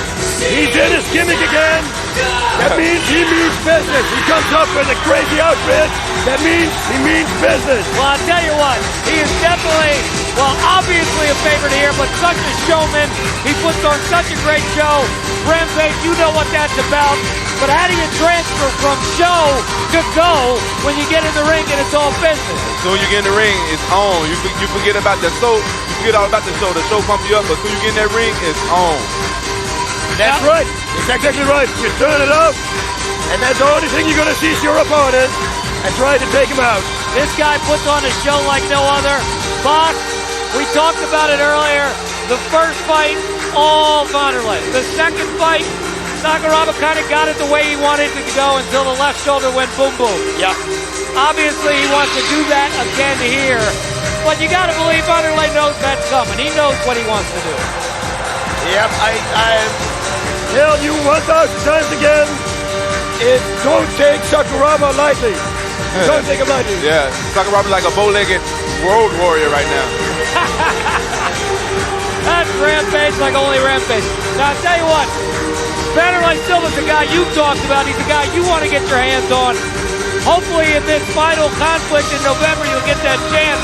You had to fight your butt off tonight to get that decision against a guy you didn't know much about because Arona was supposed to go. But that was a hell of a fight tonight. Yeah, I didn't know anything about Vovchanchyn. I've been training for Arona, but it's all good. I don't want to fight Wanderlei until his belt is on the line. Fight him in a tournament is not my concern. All right, here we have him in the ring. Kazushi Sakuraba. Looking the same as always with the white air stuff. Here is the ring announcement. Silva wearing the white trunks, as you will see. Shoot box, his corner, a great one. And then, of course, the legend here in Japan and in the mixed martial arts world, Sakuraba on the other side. And I don't know whether I should say fuchsia or what color those trunks are, but it's kind of a fuchsia orange thing. You know, what color is that, Rampage? Hey, I'm still trying to find out. He's a bad mama no matter what color they are. Yeah. And this is a great way to end this night, no doubt about it. No doubt. Rampage, you might not have heard over 40,000 people here tonight. Oh, man. It's a record. That's a record. It's a record. Look at the stare down, guys. What scary it must be. Look at his eyes of the ex-murderer. Quentin, you want to look at his eyes, yeah? Yeah, you really want this, huh? Yeah, I'm looking at those eyes. I know. And Yeah, here we go. Oh, the people getting excited. I'll tell you what, this is, it's hard to beat a guy 3 times, perhaps. But I'll tell you what, Silva, I don't even think, he told me yesterday that the first 2 fights have nothing to do with this one. It won't affect his style one way or the other. He's going to play it as it comes, and we are underway here. Final fight of the night. Total Elimination 2003. Sakuraba got a good chance of winning this time. And there's a left that connects by Sakuraba, and then they exchange blows. But that first left hand connected by Sakuraba on the right side of Wanderlei Silva. Sakuraba dropped him once already. Yep, if he can be smart. Whoa, look at this. There's a combination. Silva now avoiding the takedown and combinations to the body now. Yeah, Sakuraba's quick, but Wanderlei got them quick knees. Gotta watch out. Yep. Oh, a left hand to the face. That one had to be his felt. nose is bleeding already. Yes, it is. Yep, that was an uppercut. That one was felt. Sakuraba taking one hard left hand by Wanderlei Silva. Quentin Jackson, Boss Rudin, Damon the Dog Perry here with the final fight of the evening. Yeah, here with the Perry dog. Oh, giddy up, Rampage. Rampage, at this point, if you're Sakuraba, I mean, how long do you want to stay standing? Do you want to get this thing on the ground? He should take it down pretty soon because he already got shook up. I'm all shook up. With them pink ass Oh, shorts he got on. yeah, no fuchsia thing. And there's some combination. Sakuraba countered with a knee. He countered with a knee combination there. He definitely has some blow. Oh, nice There's a kick to left. the body. But Wanderlei Oh, caught that. now you have to watch out. He caught that leg and got Whoa. him down. Ooh, a good right hand. Right hand. Come on, Sakuraba. You can do it, man. You can do it. Sakuraba certainly looks ready and raring to go. There's a low kick there. Determined to get a victory here. And here it goes the takedown. No, it's not. No, it's not. I tell you, Wanderlei is so strong, and now he's in a position to throw the knees. Oh, and there they are. And there's another one, but he's thrown off by Sakuraba. Who has now got blood coming down his nose, but hey. Stays emotionless. No emotion, no expression in Sakuraba's face. The crowd now chanting. They want more, and they want more from Sakuraba. He is the crowd favorite. Wanderlei looked a little fatigued. Yeah, I think that he didn't expect this. Well, this right now, guys, is going more like the first fight, though. They are standing up. This is how the first fight went. Obviously, more success for Wanderlei in this fight. But Sakuraba either is saying, hey, I can do this. The first fight is nothing, or he's putting himself in danger. Yeah, he's putting himself a little bit in danger, but you know what you see, what he's trying to do. He keeps his distance. He hopes that Wanderlei now is going to punch so that he can take the shot. Throws a left-right combination that does not land on Sakuraba. Sorry about that, boss. No problem, man. You can anytime, baby. Oh, Rampage, jump in when you want to, my man. Chain is on app, and here we go. Ooh, nice underhooks there. Yeah, you got to work those double underhooks. Oh, you got to watch out. Oh, good left hook by Wanderlei right there. Stands straight up, trying to collect himself. His corner cheering him on. They like what they just saw there. It was a miss, but Sakuraba hit him with something. Wanderlei laughed it away, but most of the time when a fighter laughs after he's got hit, that means he kind of felt it. Yeah. Is that true, Rampage? You felt it, but you laughed and you tried. I didn't feel it, but everybody knows you really felt it anyway. Yeah, that's what happened tonight. Somebody hit me. I was like, yeah, come on. Yeah, that's right. You did a couple of times. Say, come on. That's what I call poker face. Were you surprised by his stand-up skills at all? No, not really. I kind of saw it when he fought Chuck and Leland, so. But I just wasn't used to it. I didn't have any tape in the time to prepare for it. Oh, there's a good right hand by Sakuraba landing on the chin of Wanderlei Silva as they exchange blows there. I think he got the better of that exchange. Have to see it again in the replay, but again. You see there's a lot of respect between both fighters, huh? Nobody really wants to start. Oh, look at there again. I'll tell you what, the way these combinations by both fighters are being thrown, somebody, Rampage, is going down. Somebody's going down. Sakuraba really likes to throw the right uppercut now. Fakes the overhand left hook there. That was he brought that from Japan, threw it all the way to Memphis, Tennessee. Yeah, that's called a Hail Mary. But that's the other way around because we're in Japan. Yeah, bro, I'll giddy up. All right, you got me there. Good one, boss. Good one. Yeah. Yeah, what can I say? You can say a lot because you're a good fighter. El Guapo. Oh, this is. You feel the sensation. You feel the tensity in the air. How do you tension in the air, baby. The Cut it like a knife, that's boss. what I want. Helping you out, and you feel like one of these is going to land. One big one is going to land. But these knockout! And he's knockout! And there it is! No! And there it is!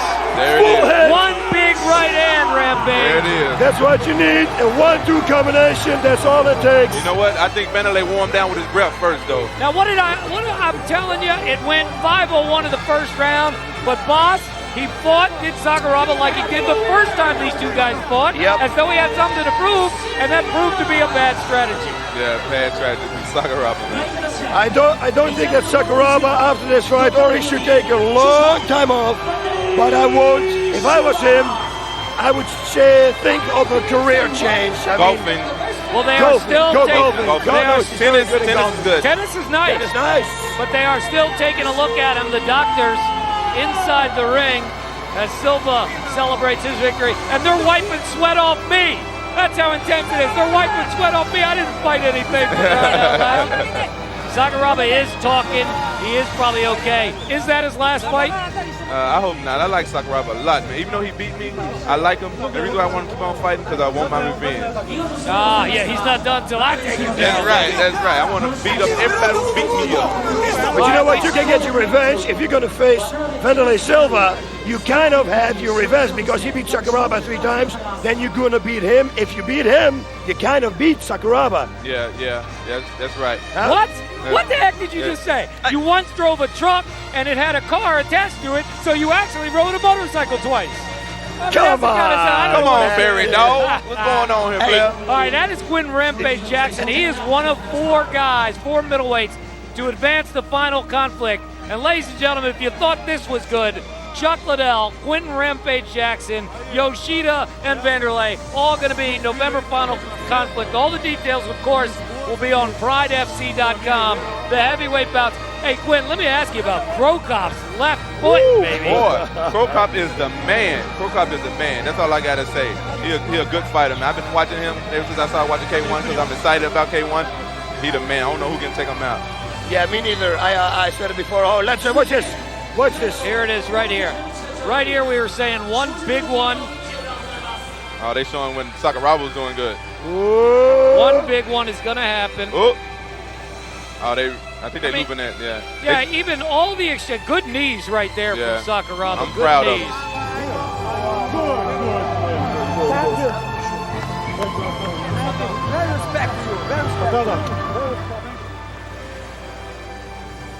Oh, there's the right hand. cross. Just like the video game. It wasn't the 1-2. Let's take a look one more time here. What? Yes, it was the 1-2. Okay. And the second one right on the chin. Right on the button. They look just like the video game. Look at this. Well, I'll tell you what. Boom. If that's his last fight, it's a tough way to go out, but he will not be remembered for that as much as he will be remembered for such an unbelievable entrance. Well, yeah, there you got that. No, the career itself. But hell, the entrance too. Yeah, the entrance was unbelievable and always is with him. Yeah. Oh, just the tremendous stuff, and I can't wait for November. Wanderlei going to do a little hello to the crowd here.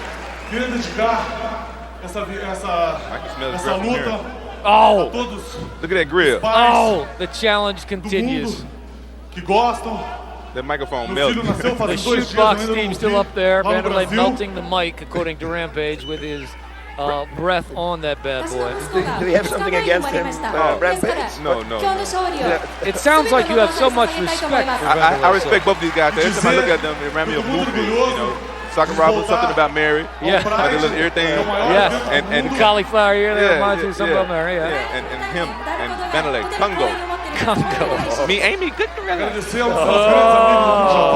Look at him. If you get in the ring with the good gorilla, I think that's a fight that everyone is going to want to see. No doubt about that. I want to see it too.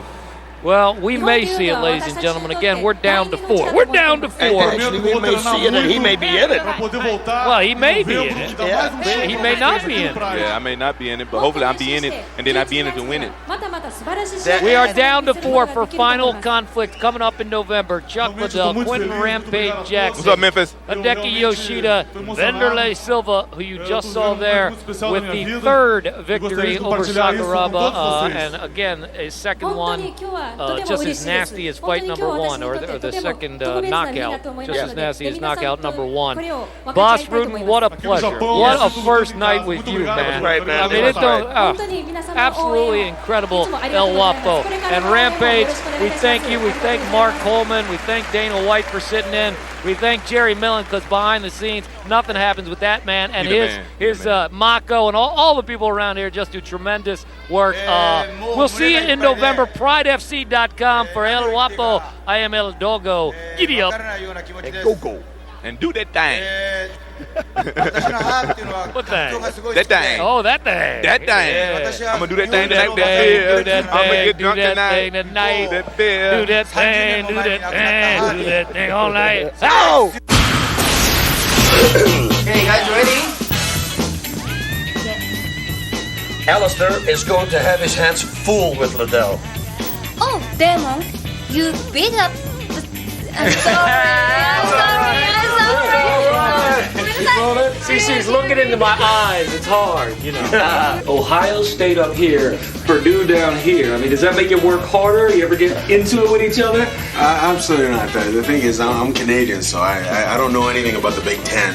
You know, already you know the name of the Big Ten. That's because it was mentioned to me coming in here, but I don't know anything about the Big Ten. This is a good friend of mine, Tom Erickson, that wasn't able to help me train for this one and be here. Gave me this shirt, and so I wear it proudly. So Tom is being represented right there. Ohio State is being represented up there, and of course, Big Daddy also representing Canada. All right. Okay, here with the president of the UFC, Dana White, and first question: $250,000 that he'll win the tournament? $250,000! What is going on here? Boss is in the house. You scared me. I'm just here in Japan, and I've noticed one thing: it's hot. It's hot. And I sweat like a pig because I sweat terribly anyway. You're sweating a lot here, man. Let me take care of you. I sweat. I sweat everywhere, but here out this humidity, it's killing me. That's a sweet moment, dog. Thanks, man. Thanks, dog. I want to do a bet like you take my, what is it? They call it a little weenie. Oh, you mean your little boat, your little dinghy? My little dinghy against your yacht, and if you win, then you can get my dinghy for a week, and if I win, I get your yacht for a week. I don't have a yacht, though. That's no yacht. He doesn't have a yacht, but it has just been confirmed that Boss Rudin has a little dinghy. It's Dicky, man. It's little Dicky. Just go on with what's reported here. Quit nose hanging, man. You all right? Oh yeah. I'll put my shoulder to the left. You probably been kicked in the balls a little bit too many.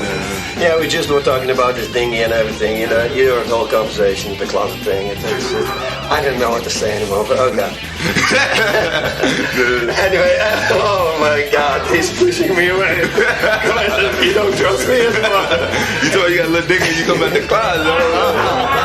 Is it the little dinghy or is it the closet? This is the closet. Isn't it the greatest interview? Hey, actually, I don't give a fuck anything about it. I don't give a fuck about his dinghy. Yeah, no, you thought about it. No, I didn't think about your dinghy. This is the weirdest interview we ever had. I think. There's this $250,000 bet going on between a couple of presidents. First of all, did you try to get Dana White to, make another $250 on your fight? Nah, I don't think he's that confident in me. You know what I'm saying? I don't gamble, man. I live in Vegas. I still don't gamble. You know what I mean? That old Rodney Dangerfield line. I went into the grocery store in Vegas. Cost me $250 to buy a carton of milk. Yeah, get no respect up in this motherfucker. You know what I'm saying? So you wouldn't put? First of all, are you going to take Chuck in that one? Is that a pretty safe bet? Because Alistair said that's a bad bet, man. Bad bet. And he's got to win the whole tournament, Chuck does, to collect the goods for Dana. I don't know about Dana. I'm just worried about Chuck. Chuck's going to go out and do his thing, you know what I mean? And that's what it's all about. It's about the fighters. I don't give a fuck about promoters. I care about fighters, and that's what it comes down to because I pay my bills. And I'm the guy that's got to fight for what I don't put it on my plate, you know what I mean? So I got to go in there and take care of business, and I got to worry about me. He sounds like he's all business, and just as a side note, I don't care about cameramen. I'm all about broadcasters. That's why Boss is my boy, so I'm just trying to feel his love. I'm upset you're not here, bro. I'm very upset you let me with Damien, but he's a good-looking kid, East Coast guy. He's all right. You know what I'm saying? New Yorker, yeah. All right, dog. Yeah. Represent. That's right, fighting Total Elimination 2003. Yeah, you were uncovered, yeah. You did something, yeah. You dirty hooker, yeah. Making night, yeah. It's in your mind, yeah. It's in your hips, and yeah. You must enjoy it, yeah. Making night, yeah. I'm searching for that thing about you. Got that thing about. Got that thing about you. Got that thing about you. The only one champion. Total Elimination 2003.